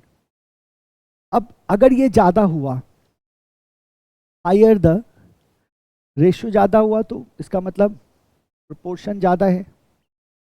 Higher the proportion of owners fund, अगर ओनर फंड का प्रोपोर्शन ज़्यादा हुआ तो बताओ higher the proportion of owner fund, इसका इम्पैक्ट क्या होगा, लेंडर के लिए रिस्क ज़्यादा होगा या कम होगा। तो आप क्या बोलोगे सर, जिस कंपनी में डेट जितना ज़्यादा होता है, फिक्स्ड ऑब्लिगेशन उतना ही ज़्यादा होता है, लेंडर के लिए उतनी परेशानी है। लेकिन अगर प्रोपोर्शन ऑफ ओनर फंड ज़्यादा है, इसका मतलब डिग्री ऑफ रिस्क कम है लेंडर के लिए, और लेंडर क्या कर सकता है, आसानी से पैसे दे सकता है, राइट। सो आप क्या कह सकते हैं, higher the proportion of owners fund better for lenders. तो जितना ज़्यादा हाई होगा प्रोपोर्शन लेंडर्स के लिए उतना ही क्या होगा, बेटर होगा। क्यों लेंडर्स के लिए बेटर होगा, तो आप रीजन बताते हो that as degree of risk is low, क्योंकि डिग्री ऑफ रिस्क क्या हो जाता है, कम हो जाता है। डिग्री ऑफ रिस्क क्यों कम हो जाता है, क्योंकि उसके फिक्स्ड ऑब्लिगेशंस क्या है, कम है। तो अगर ओनर फंड ज़्यादा है और डेट फंड कम है, या owner fund with respect to total fund ज़्यादा है, proportion of owner fund is high, इसका मतलब डिग्री ऑफ रिस्क क्या है, कम है। और डिग्री ऑफ रिस्क कम है तो लेंडर के लिए क्या है, बेटर अपॉर्चुनिटी है, लेंडर के लिए ये बेटर सिचुएशन है, वो आसानी से लेंड कर सकता है, उसका कॉन्फिडेंस क्या होगा, हाई होगा। तो this is what the equity ratio is. तो मान लो आप किसी भी कंपनी को लेंड करते हैं मनी, उससे पहले क्या देखोगे, you will be seeing the equity ratio. आप देखोगे ओनर फंड का प्रोपोर्शन क्या है, that will give you an idea कि what kind of risk the company is bearing, right. Accordingly you can take your decision. तो this is it, ये आपका पहला रेशियो हो गया। अभी इस पर कुछ ज़्यादा करने को हमारे पास है नहीं, तो ज़्यादा डिस्कशन करने की ज़रूरत भी हमारे को नहीं है। चलते हैं number 7। Number 7 is debt ratio. अब ये डेट रेशियो की बात कर रहे हैं, तो जब ये डेट रेशियो की बात कर रहे हैं तो हम डेट की बात करेंगे, कौन सा डेट, तो आप बोलोगे सर टोटल डेट, है ना। इसमें क्या करेंगे, हम टोटल डेट लेके आएंगे। सो टोटल डेट किसके साथ, टोटल फंड के साथ, कैपिटल एम्प्लॉयड के साथ। So total date and total fund, total debt to total fund, total debt to total fund, total debt to total fund. What is my total fund here? हमने कहा आप capital employed ले लो, आप net asset ले लो। And what is my total debt here, तो हमने कहा लॉन्ग टर्म डेट जो है आपका प्लस आपके जो करंट लाइबिलिटीज हैं, इसमें दोनों आ जाएंगे, short term and long term, दोनों डेट को आप लोगे, है ना, short term as well as long term. अब इसमें क्या क्या चीजें आएंगी, दैट बिकम्स वेरी इंपॉर्टेंट। पहले हम रेशियो बना देते हैं। क्या बोलेंगे? Debt ratio is equal to total debt अपन नेट एसेट्स। टोटल डेट अपन नेट एसेट्स, टोटल डेट अपन नेट एसेट, ये क्या दे देगा मेरा? डेट रेशियो दे देगा, टोटल डेट अपन नेट एसेट। ठीक है, अब जरा देखना इसमें कि हियर टोटल डेट में क्या क्या चीजें आएंगी, इसको ठीक सामने लिखो फॉर्मूला के, it's very important. Total date में क्या क्या चीजें आएंगी? तो आपने कहा सर सबसे पहले तो जो मेरा लॉन्ग टर्म डेट था that will be included, plus, या ऐसे लिखो long term and short term borrowing से स्टार्ट करो, long term and short term borrowings, long term and short term borrowings will be included, yes और no? ये borrowing कहां से करते हैं ये भी लिख ही डालो, from financial institutions, plus debts जो है हमारे पास, है ना, plus debt and bond, plus अब अगर किसी तरह के इक्विपमेंट, कैपिटल इक्विपमेंट को बाई करने के लिए अगर डेफर्ड पेमेंट अरेंजमेंट है, so that will be added. Deferred payment arrangement to bye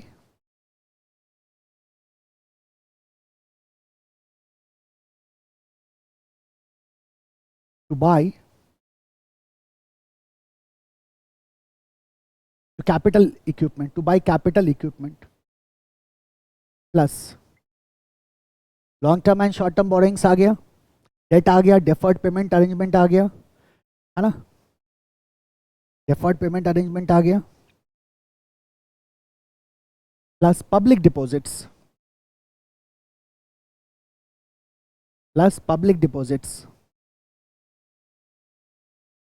plus bank borrowings, plus any interest bearing loan,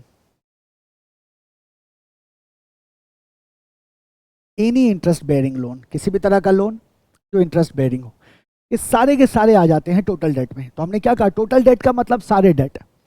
अब हमें क्या करना है कि हम कहते हैं सर अगर टोटल डेट में सारे डेट रखें तो क्या हम अकाउंट पेबल भी रखेंगे क्या? क्योंकि हमने क्या कहा था कि करंट लाइबिलिटी वाला आ जाएगा, लेकिन तो फिर अगर अकाउंट पेबल है वो तो मेरा करंट लाइबिलिटी है, तो क्या हम अकाउंट पेबल को भी रखेंगे, है ना? तो आप बोलोगे नहीं, तो few things need to be excluded. हमने डेफर्ड पेमेंट को क्या किया, इंक्लूड किया, तो क्या हम डेफर्ड रेवेन्यू को भी इंक्लूड करेंगे क्या? आप बोलोगे नहीं, नहीं करेंगे।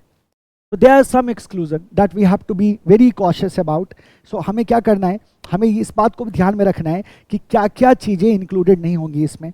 नॉट इंक्लूडेड, क्या इंक्लूड नहीं होता? तो सबसे पहले हम कहते हैं sir accounts payable want be included, accounts payable want be included. फिर हम कहते हैं जो डेफर्ड रेवेन्यूज हैं, deferred revenues that want be included. Dividend payable want be included, dividend payable will also want be included. So dividend payable को भी हम include नहीं करेंगे। और किसी तरह का अगर एक्रूड एक्सपेंसेस है ना, that also want be included, accrued expenses want be included. इसके अलावा बाकी सबको डाल दो, आपका क्या बन जाएगा, टोटल डेट बन जाएगा।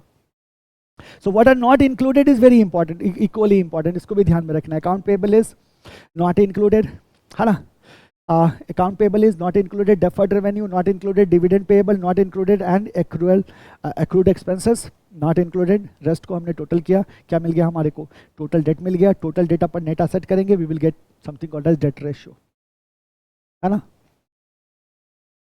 कैसे इसका हम इंटरप्रिटेशन करते हैं, इसका इम्पैक्ट क्या होता है when we use the debt ratio? तो डेट रेशियो के आधार पे हम क्या कर सकते हैं? ठीक है, तो एक काम करते हैं, एक एग्जाम्पल लेते हैं यहाँ, ठीक है। अब अक्षय कुमार को ले लेते हैं। आप लोग जानते हो ना अक्षय कुमार को, अक्षय को ही लें, नहीं, अब एक कोई है जिसका नाम है सिमरन को ले लेते हैं, सिमरन, है ना, एक कोई नाम है सिमरन। अब सिमरन इज प्लानिंग हॉलीडे, सिमरन जो है हॉलीडे प्लान कर रही है ना, सिमरन हॉलीडे प्लान कर रही है, आपसे सलाह मांगने वाली है ये, राइट। सो आपको सलाह देना है, be alert. Simran is planning holiday, she has rupees 500 crore कर दो, 500 crore in total assets, 500 crore का इसके पास टोटल एसेट है, एंड ₹200 करोड़ ऑफ लाइबिलिटीज, और 200 करोड़ की इसकी लाइबिलिटीज है। 500 करोड़ का इसका एसेट है और टोटल एसेट है इसका, एंड 200 करोड़ की इसकी लाइबिलिटीज है। 500 करोड़ का टोटल एसेट है, 200 करोड़ की लाइबिलिटीज। और याद रखना, व्हेन आई से net asset instead of that total asset can also be used, right. Simran is planning holidays, she has 500 crore in total assets and 200 crore of liabilities, 200 crore की लाइबिलिटी है। आपसे ये पूछ रही है, सजेस्ट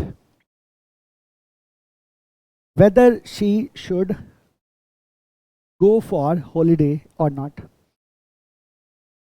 अब बताओ कि क्या उसको छुट्टी पे जाना चाहिए या उसको छुट्टी पे नहीं जाना चाहिए। अब सिमरन के सामने ये दुविधा है।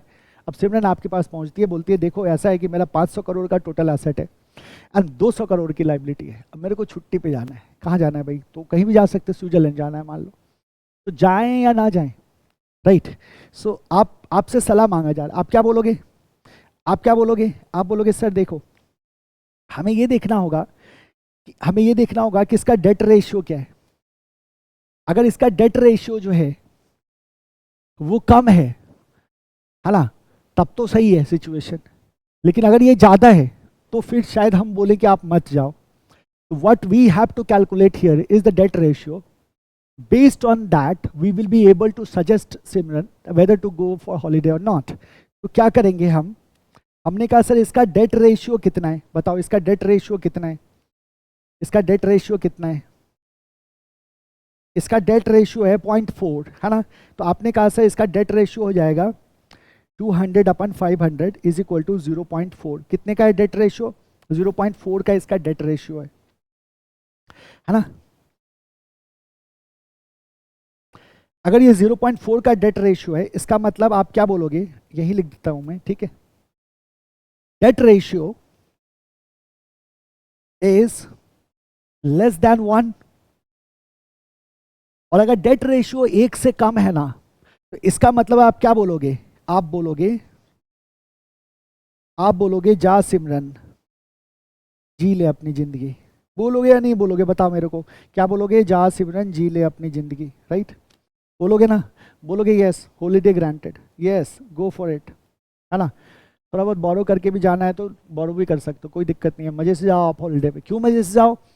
1 होना चाहिए, 0.4 हो आप, 1 से कम है आपका, और अगर 1 से कम है आपका डेट रेशियो, इसका मतलब आप बहुत अच्छे सिचुएशन में, आपको किसी भी चीज़ की चिंता करने की जरूरत नहीं है। हम क्या बोलेंगे? जा सिमरन जी ले अपनी ज़िंदगी। बोलोगे ना आप? एग्जाम में ऐसे मत लिख देना जा सिमरन जी ले अपनी ज़िंदगी, बवाल हो जाएगा, है ना। सो हम कहते हैं yes this holiday plan is good. हम बोलेंगे यस आप जा सकते हो, कोई दिक्कत नहीं है, आपका सिचुएशन जो है ठीक है। So debt ratio will give you an idea here, right? So how to do the interpretation here? तो आप एक बात तो समझ सकते हैं, इंटरप्रिटेशन हम देखेंगे कि डेट रेशियो जो है वो 1 से कम है या ज़्यादा है ना। सो व्हाट वी से हियर, क्या बोलोगे? Ratio greater than 1 means greater proportion of asset, greater proportion of company's asset are funded by debt. Greater proportion of company asset are funded by debt. तो अगर 1 से ज़्यादा हो गया, 1 से ज़्यादा हो गया, इसका मतलब क्या हो गया कि ज़्यादातर एसेट किससे फंडेड है? डेट से फंडेड है। अगर ज़्यादातर एसेट डेट से फंडेड है तो बताओ is it a good situation और अ रिस्की सिनेरियो? आप कहते हैं sir this is a risky scenario. तो तभी हमने कहा था कि 1 से कम है, इसका 0.4 है ना, तो हमने ओके कर दिया था। ये कैसा सिनेरियो हो जाएगा? ये रिस्की सिनेरियो हो जाएगा अगर ये 1 से ज़्यादा होगा। सो दो रेशियोज देखा हमने, इक्विटी रेशियो देखा हमने और डेट रेशियो देखा हमने, दोनों का इंटरप्रिटेशन हमने समझा। इक्विटी रेशियो में हमने से कहा शेयर होल्डर्स इक्विटी अपन नेट एसेट, डेट रेशियो में हमने कह दिया कि जो हमारा टोटल डेट है अपन नेट एसेट, एक्सक्लूजन क्या क्या है टोटल डेट में वो भी हमने देख लिया। So we are done with these two, so we are done with the equity ratio and the debt ratio. Now what we can do is we can go for debt equity ratio. अब हम चलते हैं तीसरे पे, यानी कि हमारा हो जाएगा नंबर 8, है ना। अच्छा, इस पे बहुत ज़्यादा बातें बनाने की जरूरत नहीं है। एक बात मैं आप लोगों को बता दूं क्लियरली, मेरे क्लास में आइडल टाइम नहीं होगा, है ना। फालतू की बातें कहानियाँ आप समझ रहे हो ना, that is okay, right. So फालतू की बातें कहानियाँ हम नहीं करेंगे, हम we will always stick to our studies, right. So idle time नहीं के बराबर होगा, तो इसका फ़ायदा होता है बालक, एग्जामिनेशन में you will B enjoying it, right. और हमारा टारगेट बड़ा सिंपल है कि किसी भी शर्त पे पेपर निकलना चाहिए, किसी भी शर्त पे पेपर निकलना चाहिए। तो फालतू का हम कोई भी डेविएशंस नहीं रखेंगे, 100% फोकस्ड रहेंगे एग्जामिनेशन पे, और किसी भी शर्त पे मेरा पेपर निकलना चाहिए। और पहला प्रायोरिटी ये है, और फिर हमारी प्रायोरिटी है कि हम 90+, 95+ स्कोर करें, है ना। सो उसी डायरेक्शन में हमारी क्या होगी, पढ़ाई होगी, बहुत ही सिस्टमेटिक, बहुत ही स्ट्रक्चर्ड एंड बहुत ही लॉजिकल वे में आप आगे बढ़ रहे हो। हर एक पॉइंट को आपको क्या करना है, दिमाग में तैयार रखना है, मेंटेन करके रखना है। और जब आप न्यूमेरिकल प्रैक्टिस करना शुरू करोगे, प्रॉब्लम्स सॉल्व करना शुरू करोगे, तो फिर ये जो आप नोटिंग कर रहे हो, ये सारे कॉन्सेप्चुअल डिटेल्स आपको लिए बहुत ही हेल्पफुल होंगे। याद रखना, बिना इन कॉन्सेप्ट्स के क्वेश्चन सॉल्व नहीं होगा, इसके बिना क्वेश्चन सॉल्व आप नहीं कर पाओगे, तो इसको भी ध्यान में रखना है, ठीक है। This is it. चलते हैं हम लोग नंबर 8 पे। नंबर 8 नंबर में आता है मेरा debt to equity ratio. Debt equity ratio बहुत ही फेमस है ना। सबसे इंपॉर्टेंट रेशियो तो यही है ना, डेट इक्विटी रेशियो। बाकी इक्विटी रेशियो और डेट रेशियो में क्या कुछ नहीं था। Date equity ratio is what, is the most important. इसका मतलब क्या हुआ, डेट इक्विटी रेशियो का मतलब क्या हुआ, जरा सोचो। डेट किसका कंट्रीब्यूशन है कैपिटल स्ट्रक्चर में बालक, contribution of creditor, lender, yes और नो। और इक्विटी किसका कंट्रीब्यूशन है, आप कहते हैं कंट्रीब्यूशन ऑफ ओनर, यस और नो। तो इक्विटी ओनर का कंट्रीब्यूशन है, कंट्रीब्यूटर क्रेडिटर का कंट्रीब्यूशन है, लेंडर का कंट्रीब्यूशन है। तो बेसिकली डेट इक्विटी रेशियो किस किस के बीच में रिलेशन बता रहा है, तो आप कह रहे हैं सर रिलेटिव कंट्रीब्यूशन बताता है, रिलेटिव कंट्रीब्यूशन। तो लेंडर का कितना कंट्रीब्यूशन है, ओनर का कितना कंट्रीब्यूशन है, इस रिलेशन के लिए we have something called as debt to equity ratio, where we have the debt upon equity. So अपन क्या कहेंगे यहां, this ratio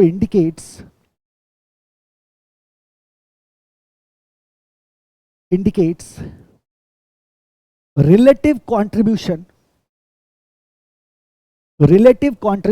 of creditors and owners, relative contribution of creditors and owners। तो हमें दोनों के कंट्रीब्यूशन को देखना है, क्रेडिटर का कंट्रीब्यूशन क्या है, ओनर का कंट्रीब्यूशन क्या है। अब डेट इक्विटी रेशियो कैसा हो, कम हो ज़्यादा हो, ये सारी बातें डिपेंड करती हैं on certain scenarios. In general हम कहते हैं कि डेट का हमारे को फायदा होता है because interest is tax deductible. तो अभी इधर टैक्स का बेनिफिट मिल जाता है हमें, that gives us a tax shield. दूसरी बात यह है कि डेट का कॉस्ट इक्विटी से कम होता है। तो ये हमारे को दो फायदे मिल रहे हैं। लेकिन अब हम कहते हैं कितना डेट रखें, क्योंकि डेट के साथ इंटरेस्ट का ऑब्लिगेशन आता है, दैट इज फिक्स्ड, इक्विटी के साथ नहीं आता। तो कितना डेट रखें ताकि हम लीवरेज को यूज कर सके। फाइनेंशियल लीवरेज हमें डेट से मिलता है, डेट कैपिटल से ही मिलता है, हम जानते हैं इस बात को। तो हम कहते हैं कितना बढ़ाएं डेट को, क्या मैक्सिमाइज कर दें। तो अभी इधर रुकना है हमारे को, because we will have to see certain factors. जैसे हम कहते हैं firm is going through high earning period, in that case we can maximize the ROI, and in that case we can keep our debt level high, but we cannot keep our debt level high always, because if they मान लो अगर earning लो है उस condition में we won't be able to meet our interest obligation और difficulties आने शुरू हो जाएंगी। तो डेट इक्विटी रेशियो को हम किस तरह से देखें, किस तरह से इसको एनालाइज करें, इसको इंटरप्रिटेशन करें, लेट्स मूव टू इट, है ना। देखते हैं इसको, हम आगे बढ़िए। देखो बहुत सिंपल सा होगा, क्या कर देंगे अपन, डेट इक्विटी या डेट इक्विटी लिखो आप, या डेट इक्विटी लिख दो, ratio is equal to total debt अपन इक्विटी या share holders equity, share holders equity. अब जरा एक बात पे गौर करो कि इसको हम कई तरह से कैलकुलेट कर सकते हैं, ठीक है। This is our formula here,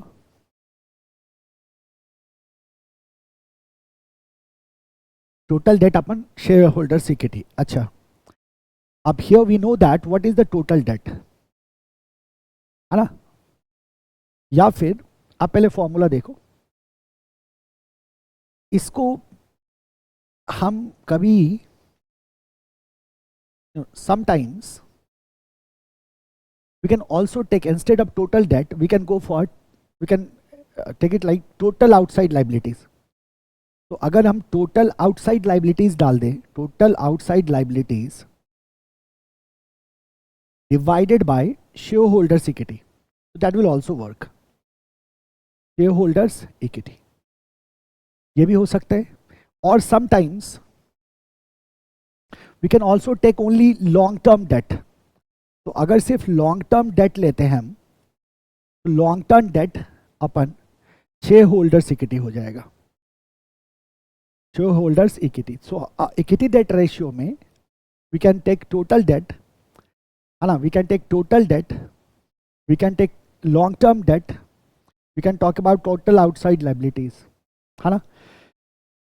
जब हम टोटल आउटसाइड लाइबिलिटीज की बात करते हैं तो इसमें दोनों चीजें आएंगी ना। तो आप क्या कहते हो sir, non current plus current liabilities, दोनों non current plus current liabilities. So this is your debt equity ratio. तो non current plus current liabilities, तो अपन कहते हैं हम टोटल आउटसाइड लाइबिलिटीज भी ले सकते हैं, लॉन्ग टर्म डेट भी ले सकते हैं एंड टोटल डेट भी ले सकते हैं।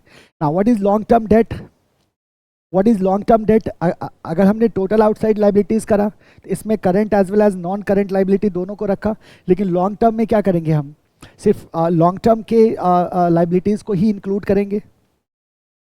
यहां क्या कहोगे आप, interest bearing long term date only.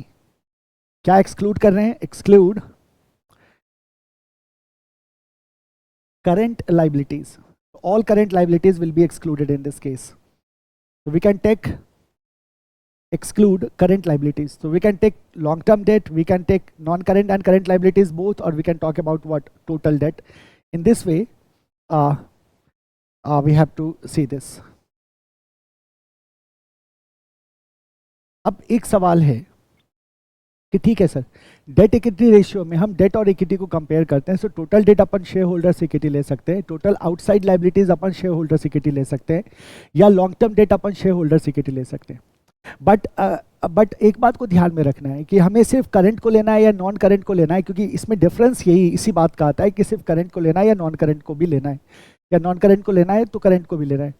तो whether to take current as well as non current liabilities, तो आपको बस एक बात का ध्यान में रखना है कि भाई कंसिस्टेंट होना चाहिए, राइट। सो जब हम कंपैरिजन करते हैं, सो हमारा क्या होना चाहिए, कंसिस्टेंसी हमारे को मेंटेन करके चलनी होगी। If you are taking both, एक नोट लिखो यहाँ, if you are taking both then that should be maintained, whether to take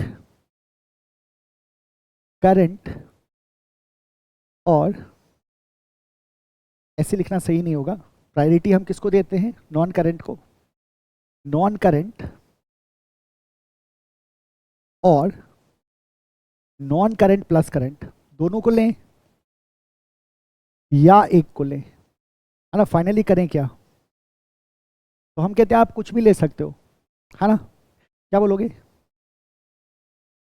its important to maintain consistency, it important to maintain consistency when comparisons are made। जब हम comparison कर रहे हैं ना, तो अलग अलग फॉर्म के लिए, अलग अलग सिचुएशंस के लिए हम फॉर्मूला चेंज ना करें।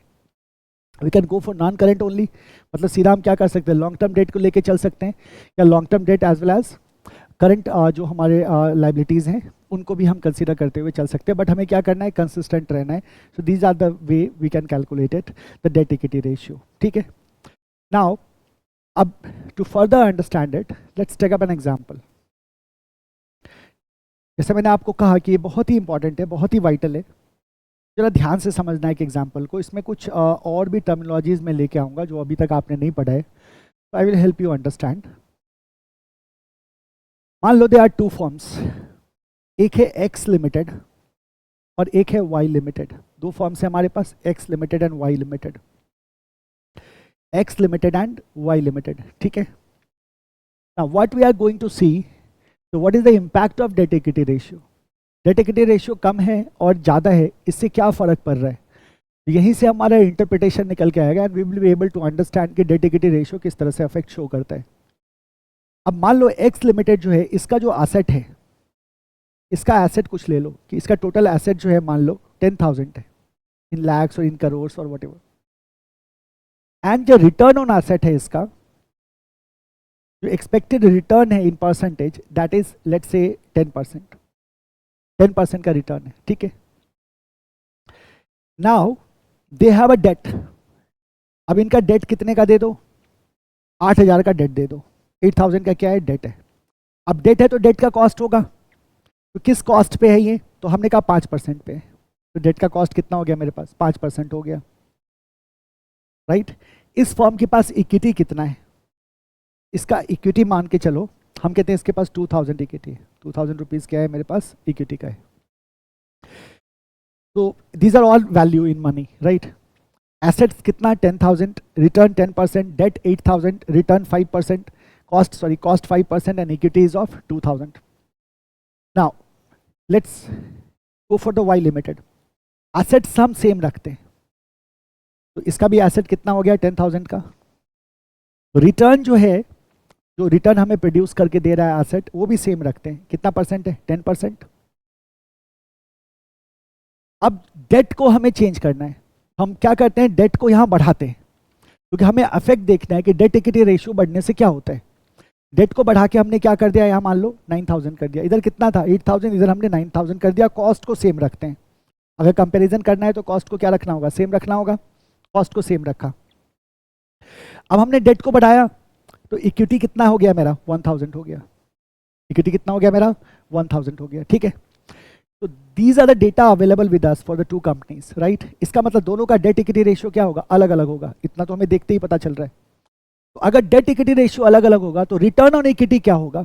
Now what we are trying to calculate here is the return on equity, और हमें ये देखने की कोशिश करनी है कि जो इक्विटी पे रिटर्न है वो कितना आता है, राइट। सो जरा गौर करो, अगर हम देखें अब इसमें तो डी रेशियो क्या होगा, इन this case of X limited D ratio क्या हो जाएगा मेरा, 8,000 डिवाइडेड बाय 2,000, कितने का डी आ गया मेरा, 4 का। लेकिन इधर मेरा डी क्या होगा, 9,000 डिवाइडेड बाय 1,000, तो डी इज ऑफ 9। अब बताओ किसका डी ज्यादा है, तो हम कहते हैं सेकंड केस का, आपका वाई का डी क्या है, ज्यादा है, वाई का डी क्या है आपका, ज्यादा है। तो अब हमारे पास डी है, तो हमें ये देखना है कि व्हाट इज द इम्पैक्ट, है ना, व्हाट इज द इम्पैक्ट, इसका इम्पैक्ट हमारे को क्या होगा when we will seeing the the return on equity. So अब जरा गौर करो, अगर हम पहले केस में देखें, जो हमारा रिटर्न ऑन एसेट होगा आरओए, आरओए कितना आ जाएगा, तो एसेट कितना है हमारे पास 10,000, रिटर्न कितना आया 10%, यानी कि ये आ गया मेरे पास कितना 1,000, माइनस कॉस्ट कितना है मेरा 8,000 का डेट है, 5% का कॉस्ट है, तो ये कितना आ गया मेरा 400, डिवाइडेड बाय टोटल एसेट मेरा कितना है 10,000, सो 1,000 माइनस 400 डिवाइडेड बाय 10,000, तो ये आ गया 600 divided by 10,000 is equal to what,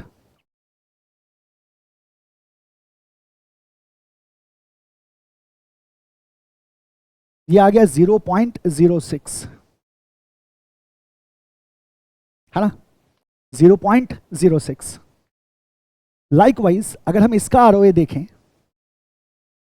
तो ये कितना हो जाएगा, 10,000 का 10% मतलब 1,000 माइनस 9,000 पे 5% कॉस्ट है, तो इधर क्या जाएगा कितना 450, एंड टोटल एसेट कितने का है मेरे पास 10,000 का, तो ये आ गया मेरा 550 upon 10,000.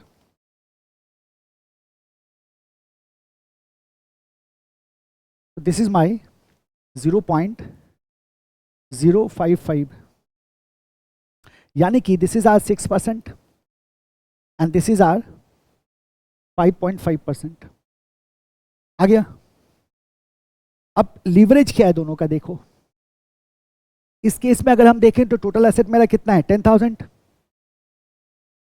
ठीक है. इक्विटी कितना है मेरे पास 2,000 का. यहां 5 होगा. इधर कितना है 10,000 डिवाइडेड बाय 1,000. इधर कितना हो गया 10. तो व्हाट इज द आरओई.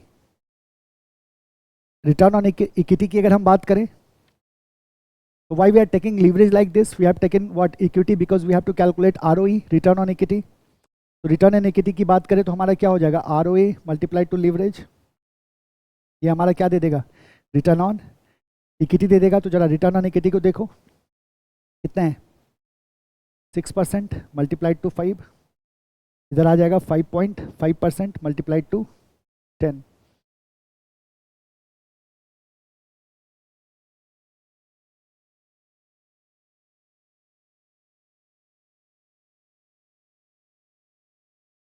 ये आता है मेरा आरओई 0.3 और इधर का आरओई आ जाएगा मेरा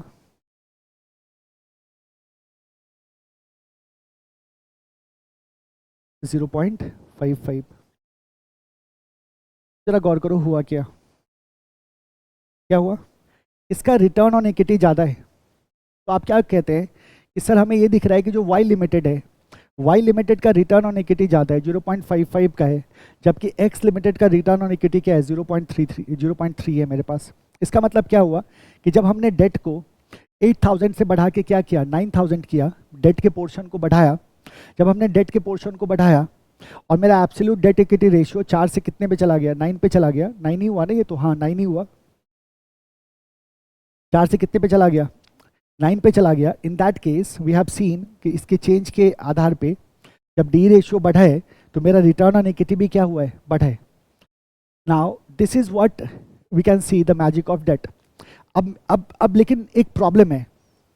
अब हमारे को प्रॉब्लम क्या है देखो. हम क्या कह सकते हैं यहां. हम कह सकते हैं here we can say that more debt. जब हमने डेट को बढ़ाया 8,000 से क्या कर दिया 9,000 कर दिया. तो जब हमने डेट को बढ़ाया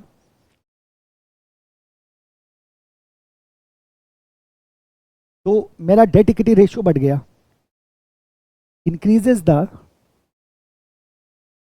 डी रेशियो.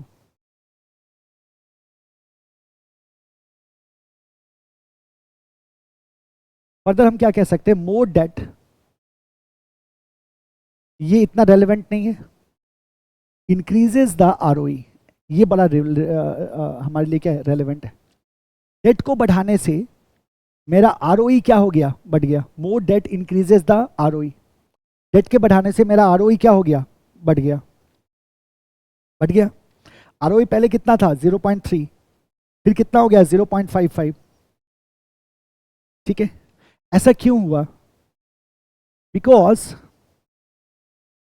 अब जरा देखो इक्विटी मेरा कितना था 2,000. यहां इक्विटी कितना हो गया 1,000. So because equity account becomes smaller and hence higher return can be seen.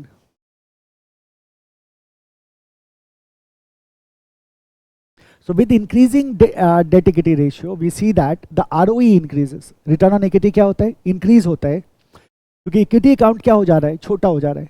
Equity account के छोटा होने की वजह से मेरा रिटर्न ऑन इक्विटी क्या होगा बढ़ेगा. अब ये तो हमारे लिए प्लस पॉइंट है. जब हमने डेट बढ़ाया तो आरओई बढ़ गया. बट क्या ये हमेशा होगा नहीं ना. हाउएवर क्या बोलेंगे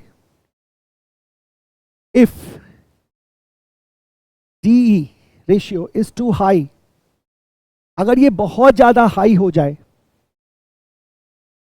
if D ratio is too high, adverse effect can be seen, adverse effect can be scene.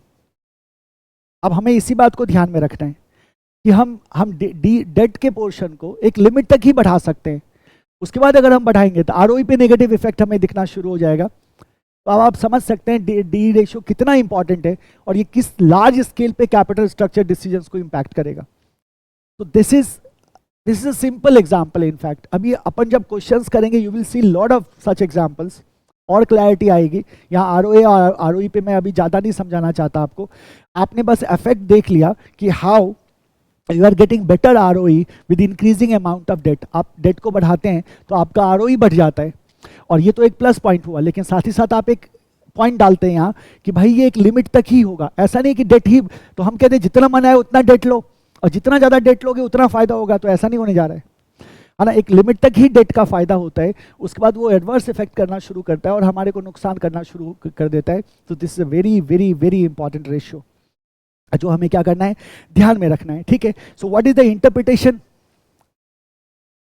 हमारा ये छोटा सा एग्जाम्पल याद रखेंगे और आगे बढ़ते हैं, इंटरप्रिटेशन पे चलते हैं। सो what is the interpretation.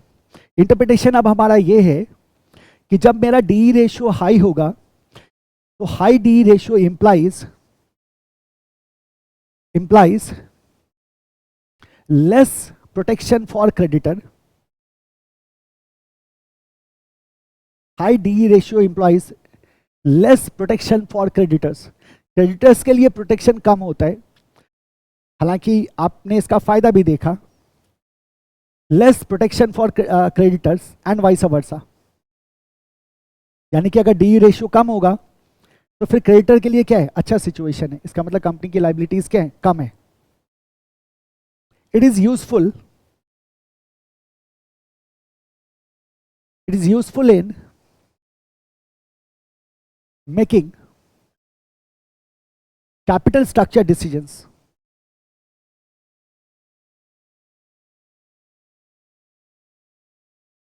That whether to issue equity or debt to raise fund। जब हम रेज फंड की बात करते हैं तो हम इक्विटी के थ्रू फंड रेज करें या डेट के थ्रू फंड रेज करें, इसमें भी ये आपको हेल्प करेगा। एंड डेट की बात हो रही है, so it indicates financial leverage. तो फाइनेंशियल लीवरेज का फायदा हमने देखा, आरओई क्या हो जाता है, बढ़ जाता है। इक्विटी शेयर होल्डर का फायदा क्या होता है, बढ़ता है। लेकिन हमने क्या कहा साथ ही साथ कि ये सर्टेन अमाउंट लिमिट तक ही होगा, उसके बाद इसका एडवर्स इफेक्ट दिखना शुरू हो जाता है ना। तो आप दोनों तरह से ले सकते हैं। क्रेडिटर की बात करते हैं, लेंडर क्या देखता है, लेंडर देखता है जिस कंपनी में डेट का पोर्शन ज़्यादा है तो उसकी लाइबिलिटी ज़्यादा है, ऑब्लिगेशंस ज़्यादा है, तो वो लेंडर के लिए सही सिचुएशन नहीं है। लेंडर के लिए तो वो सही सिचुएशन है ना जहाँ डेट का पोर्शन कम हो, इक्विटी का पोर्शन ज़्यादा हो, तो वो लेंडर के लिए सेफ नहीं है, वहाँ रिस्की है। और अगर डी रेशियो कम है तो वो लेंडर के लिए क्या होगा, सेफ होगा। ठीक है, this all about your D ratio, right. चलते हैं नेक्स्ट। अब हमारा क्या आ जाएगा, नंबर 8 के बाद नंबर 9। हमने स्लाइड मूव किया था क्या, देखो फिर वापस नहीं लाया मैंने। अब मैं वापस आ जाता हूँ, आपने नोट कर लिया होगा। आ जाते हैं नंबर 9। अब क्या था हमारा, अब था टोटल एसेट ले लेते, इक्विटी ले लिया, डेट ले लिया, डेट टू इक्विटी ले लिया, तो debt to total asset ratio, debt to total asset ratio, है ना। क्या करेंगे इसमें, हम कहते हैं सर नाम से ही पता चल रहा है, कुछ ज्यादा नहीं करना है हमें। Total debt to total asset, total debt to total asset, total debt to total asset, है ना। Total debt to total asset, इसका मतलब क्या क्या मेजर करता है ये, तो आप कहते हैं it measures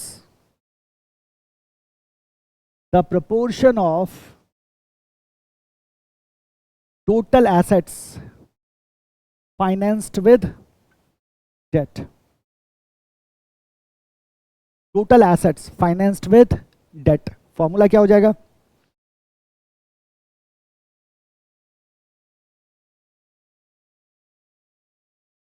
total date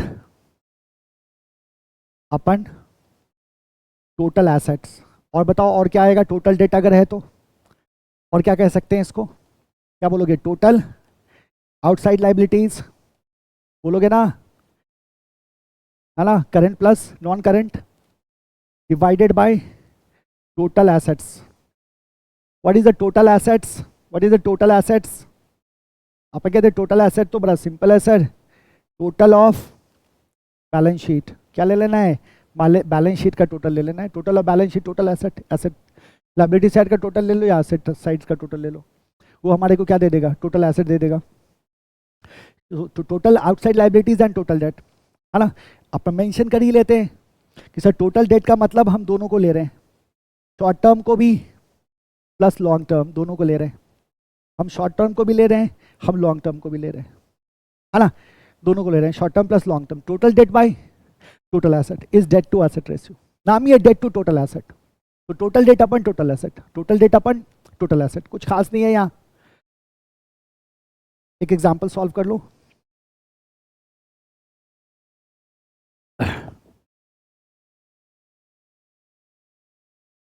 comparative analysis करो, ठीक है, तो इंटरप्रिटेशन आसानी से निकल के आ जाएगा। मान लो they are 3 companies, X limited, Y limited and Z limited, they are 3 companies, 3 companies है हमारे पास, एक्स लिमिटेड है, वाई लिमिटेड है, जेड लिमिटेड है,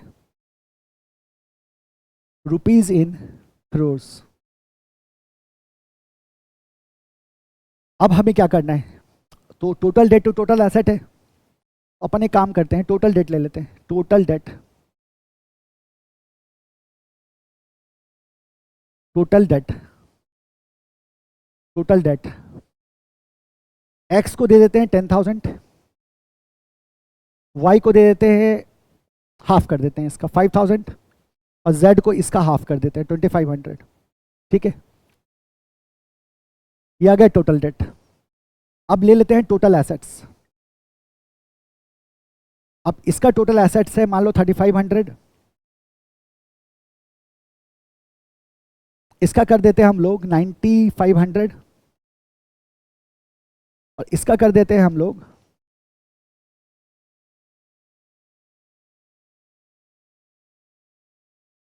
इसका रखते हैं 2,800, 2,800, ठीक है। अब जरा देखो debt to total asset ratio, अगर हमने debt to total asset ratio देखा तो debt to total asset ratio in the case of X limited, total debt upon total asset मतलब 10,000 divided by 3,500 is equal to, ये कितना हो जाएगा, ये आता है 2.8, ओके, इसको हम चेंज कर देते हैं ना, 35,000 कर देते हैं ना, तो ये हो गया 35,000,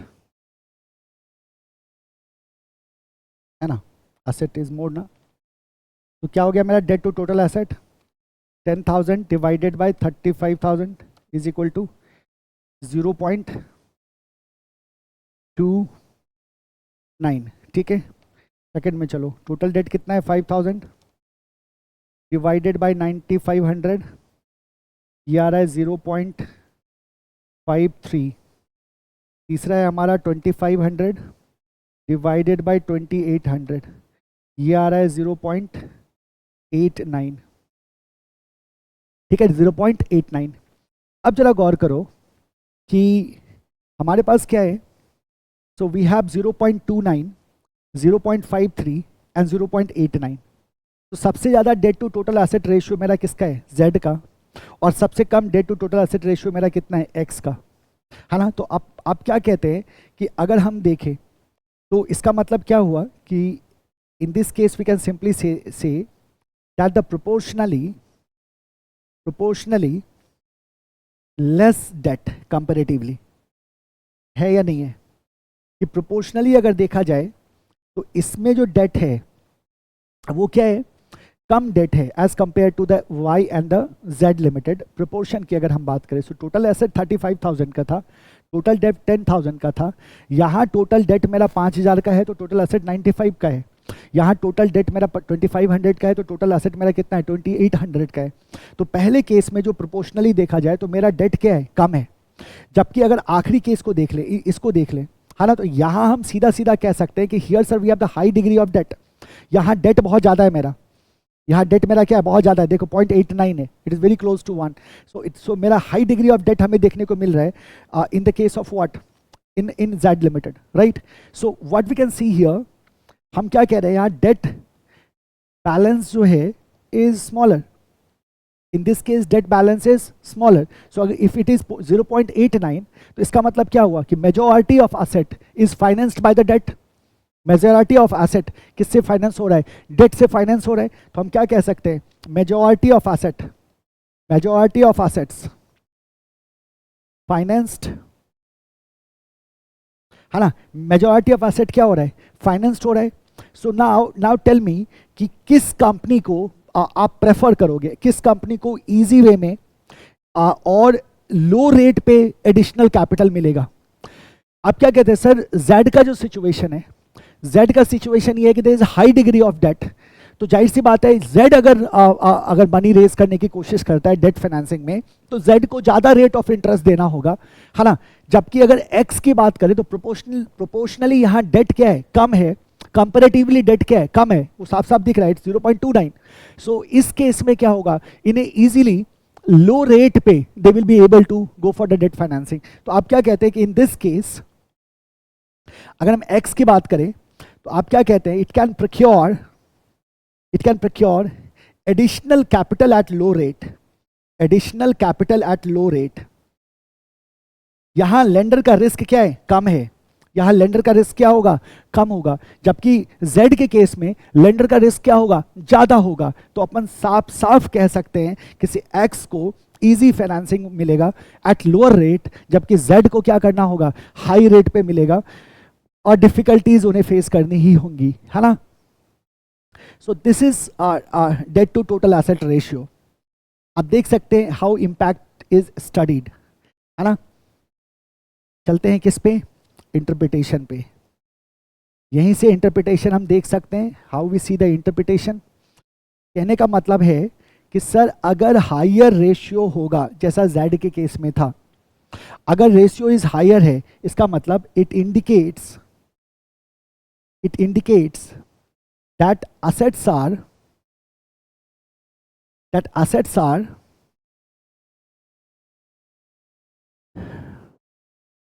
ऐसे लिखो, less backed up by equity, क्योंकि डेट क्या है, ज्यादा है।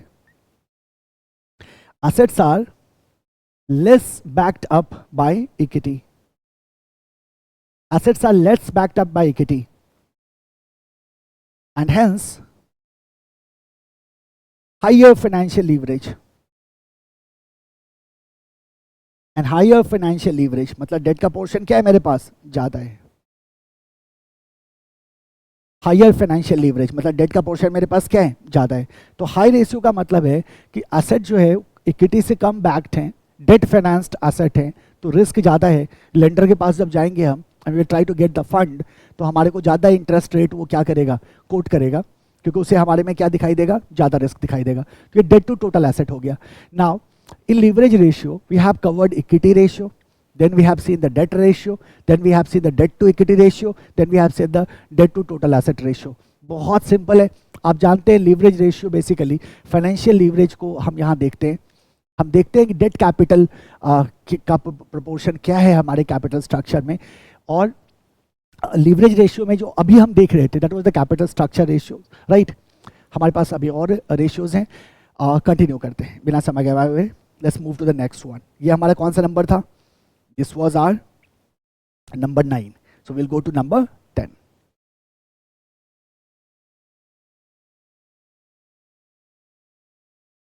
ठीक है,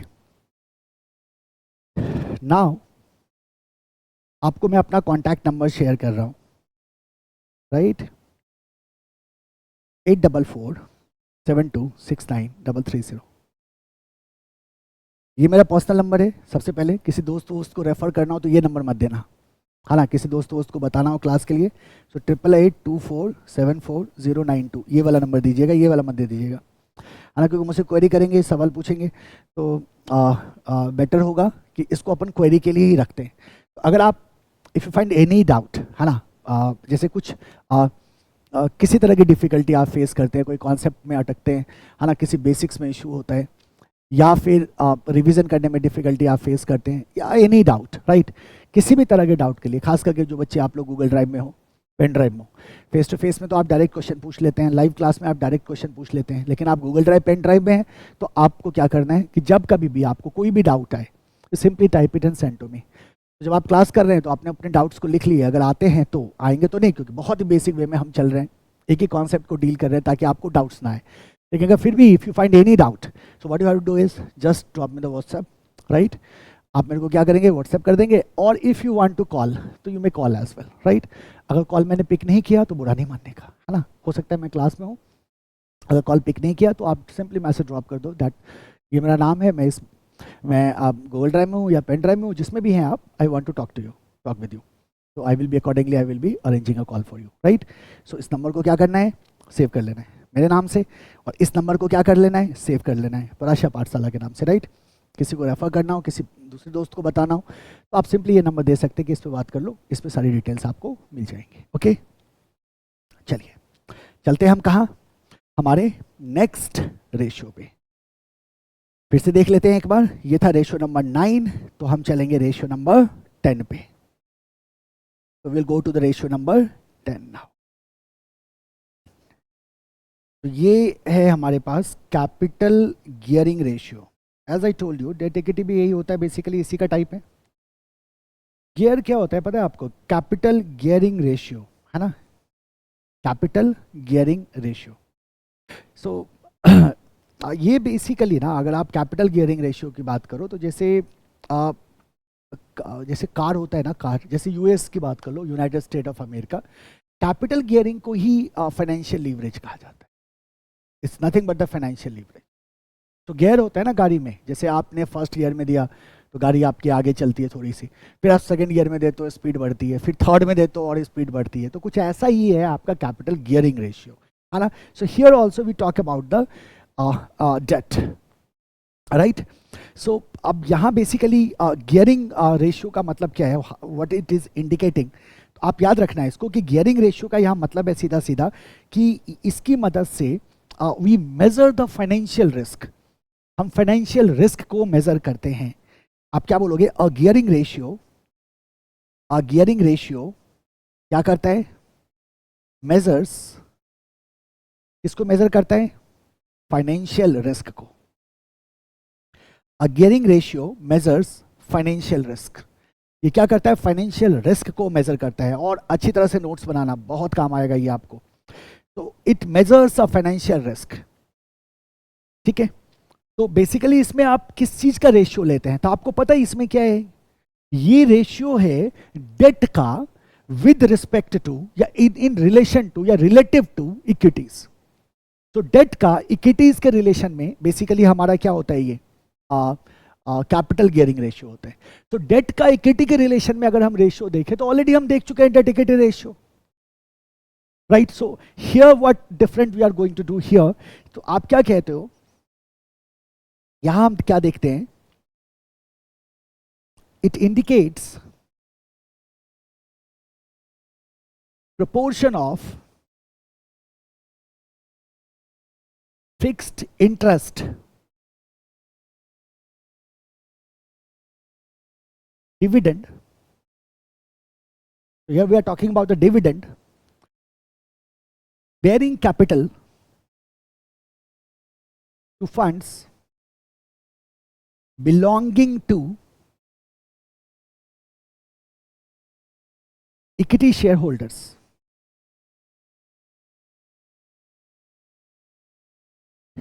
Fund belonging to equity shareholders.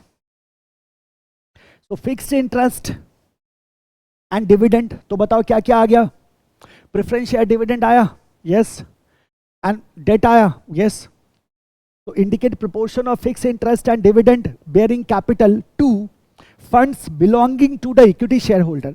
Now tell me, funds belonging to the equity share holder, funds belonging to the equity share holder, ये क्या होता है? तो हम कहते हैं सर यही तो होता है मेरा इक्विटी फंड, यही मेरा क्या होता है? Equity fund. या यही मेरा क्या होता है? Net worth. That is net worth, that is net worth, जो हम ऑलरेडी जिसको हम यूज कर चुके थे. इसमें क्या क्या आता है नेटवर्थ में? इक्विटी शेयर कैपिटल आता है हमारे पास. Then after we have the reserves and surplus and minus fictitious asset, right. उनको हम क्या करते हैं? Losses, fictitious assets and losses को हम माइनस कर देते हैं. So that is our net worth. तो नेटवर्थ का कैलकुलेशन हम देख चुके हैं. तो जो फिक्स्ड इंटरेस्ट एंड जो डिविडेंड बेयरिंग कैपिटल है उसको किसके रिस्पेक्ट में? इक्विटी शेयर होल्डर्स के रिस्पेक्ट में, के फंड के रिस्पेक्ट में we do this comparison and that is called as basically capital gearing ratio, है ना. Not very important, not very critical, ज़्यादा डिस्कशन नहीं करेंगे. We will be solving some question, वहाँ देखेंगे. इसका एग्जाम्पल भी देखने की अभी फिलहाल जरूरत नहीं है. Capital gearing ratio is equal to, बताओ क्या हो जाएगा? क्या हो जाएगा? एक तो आ गया मेरा preference share dividend, preference share dividend ये आ गया. ये तो मेरा फिक्स्ड डिविडेंड है, मेरे को देना ही होगा. प्लस डेट, है ना, एंड अदर बोरोड फंड, या प्लस कर दो, debt plus other borrowed fund, debt plus other borrowed fund. ये तो इधर आ गया मेरे पास. डिनोमिनेटर में मेरे पास क्या होगा बताओ? Equity share capital, equity share capital plus reserve and surplus minus losses, जो एक्यूमुलेटेड लॉसेस होते हैं हमारे. So equity share capital plus reserve and surplus minus losses, this is my capital gearing ratio, this is my capital gearing ratio. ठीक है, याद रह जाएगा, बहुत इजी है ना. बताओ क्या आप चाहोगे ये रेशियो क्या हो? हाई हो या लो हो? आप बोलोगे सर हाई तो कभी नहीं चाहेंगे, ये फाइनेंशियल रिस्क को बताता है सर. तो फाइनेंशियल रिस्क हम थोड़ी चाहेंगे ज़्यादा हो. अगर रेशियो हाई होगा तो फाइनेंशियल रिस्क भी क्या होगा मेरा? हाई होगा. तो जाहिर सी बात है कि अगर इंटरप्रिटेशन देखें इसका, इंटरप्रिटेशन देखें इसका, तो हम बोलेंगे अगर हाई रेशियो है, अगर हाई रेशियो है इसका मतलब हम ये मानेंगे कि there is more risk. High ratio है तो रिस्क भी क्या होगा? ज़्यादा होगा. और चलो लास्ट पे बालक, last is your proprietary ratio, last is your proprietary ratio, last is your proprietary ratio. किसके फंड को देखेंगे? प्रोप्राइटरी फंड को. इसका मतलब किसके अगेंस्ट इसको करेंगे? Total asset. इसका मतलब देखो, जब डेट अपन टोटल एसेट किया था तो आप कह रहे थे भाई टोटल एसेट में डेट से फाइनेंस्ड कितना है. तो अगर proprietary fund upon total asset करोगे तो क्या बोलोगे आप? कि टोटल एसेट में प्रोप्राइटरी फंड से कितना फाइनेंस्ड है. तो आपका प्रोप्राइटरी रेशियो क्या कहता है? कि जो आपका प्रोप्राइटर्स फंड है उससे कितना एसेट फाइनेंस्ड है. बड़ा सिंपल है. तो आप क्या कहते हैं यहाँ? Proportion of total assets, proportion of total assets financed by shareholders fund, proportion of total assets financed by shareholder funds. Simple है. तो आप क्या बोलोगे? प्रोप्राइटरी रेशियो जो होता है is equal to proprietors fund upon total assets, upon total assets, है ना. नोट बताओ, जो जानते हो लिख दो फटाफट. क्या बोलोगे? टोटल एसेट्स एक्सक्लूड करके. क्या क्या एक्सक्लूड करते हैं टोटल एसेट से? कौन सा आइटम था जिसका इफेक्ट हमने कहा सर इक्विटी शेयर कैपिटल पे देखने को मिलेगा? बैलेंस शीट याद है ना? बैलेंस शीट याद है? क्या देखा था हमने? इधर हमारे पास क्या था? इधर हमारे पास इक्विटी था, है ना.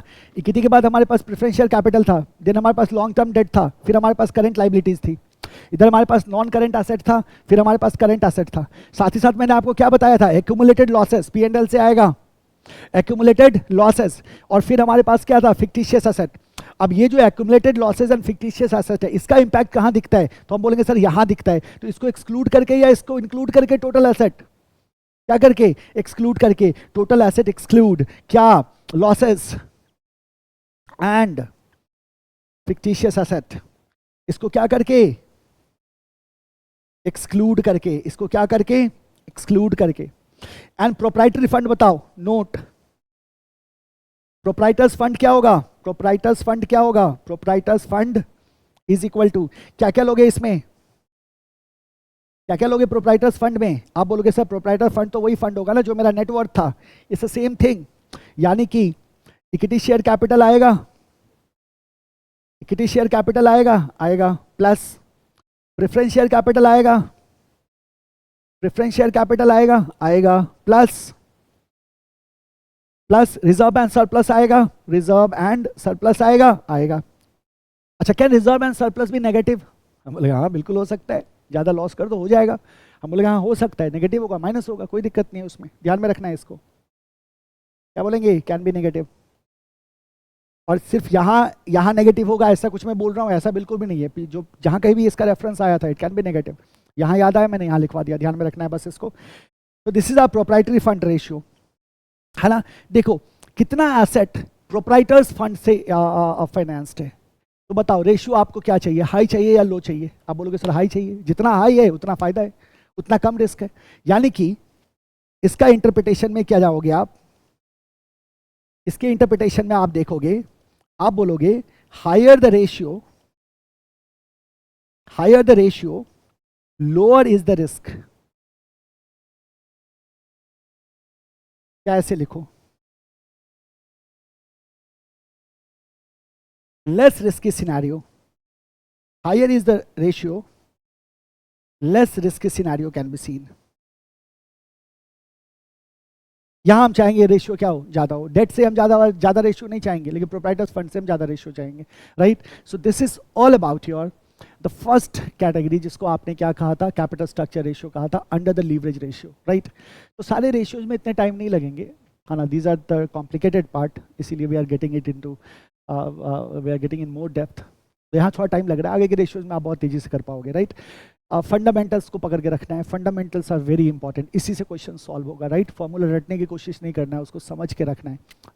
डेफिनेटली आपको याद रहना चाहिए, बट समझना भी इंपॉर्टेंट है, राइट। और this is all about your capital structure ratio and we will stop here in this lecture. अगले लेक्चर में we will be covering the coverage ratio. हम क्या करेंगे, कवरेज रेशियो को देखेंगे, और कवरेज रेशियो के सारे रेशियोज को हम कवर करेंगे इन वन गो, राइट। तो अभी तक हमने लिक्विडिटी को और लीवरेज के कैपिटल स्ट्रक्चर रेशियोज को कवर किया है। टोटल नंबर ऑफ रेशियोज हमने कितने किए, 11, टोटल 11 रेशियोज हमने कर लिए, right. And we will move gradually to the next ratio in the next class, right. So app को पक्का डाउनलोड कर लेना, और ऐप में पराशर पाठशाला नाम से ऐप है, आप गूगल स्टोर पे जाओगे आपको आसानी से मिल जाएगा, ऐप को डाउनलोड कर लीजिएगा। ऐप में स्टडी मटेरियल का एक सेक्शन है, उस स्टडी मटेरियल के सेक्शन में I am going to include you the test series. आपका टेस्ट सीरीज इंक्लूड होगा May 24 के लिए, और साथ ही साथ उसमें बहुत सारे मटेरियल्स मैं आपको देता रहूँगा। पास्ट ईयर क्वेश्चन कंपाइलेशन है, MCQs कंपाइलेशन है, ये सब आपको उसमें टाइम टू टाइम अपडेट होता रहेगा। जैसे ही अपडेट होगा you will get the notification and you will be able to go through that, right. हमारा आइडिया क्या है कि इंस्टीट्यूट ने जो हमारे को सजेस्ट किया है 100% उसको कवर करना है, और किसी भी शर्त पे बहुत अच्छे मार्क्स के साथ हमें एग्जामिनेशन को पास करना है, right. And I am there with you always round the clock. If you find any problem just let me know. Stop here. In next class we will continue with coverage ratio. Thank you. Bye bye. Take care.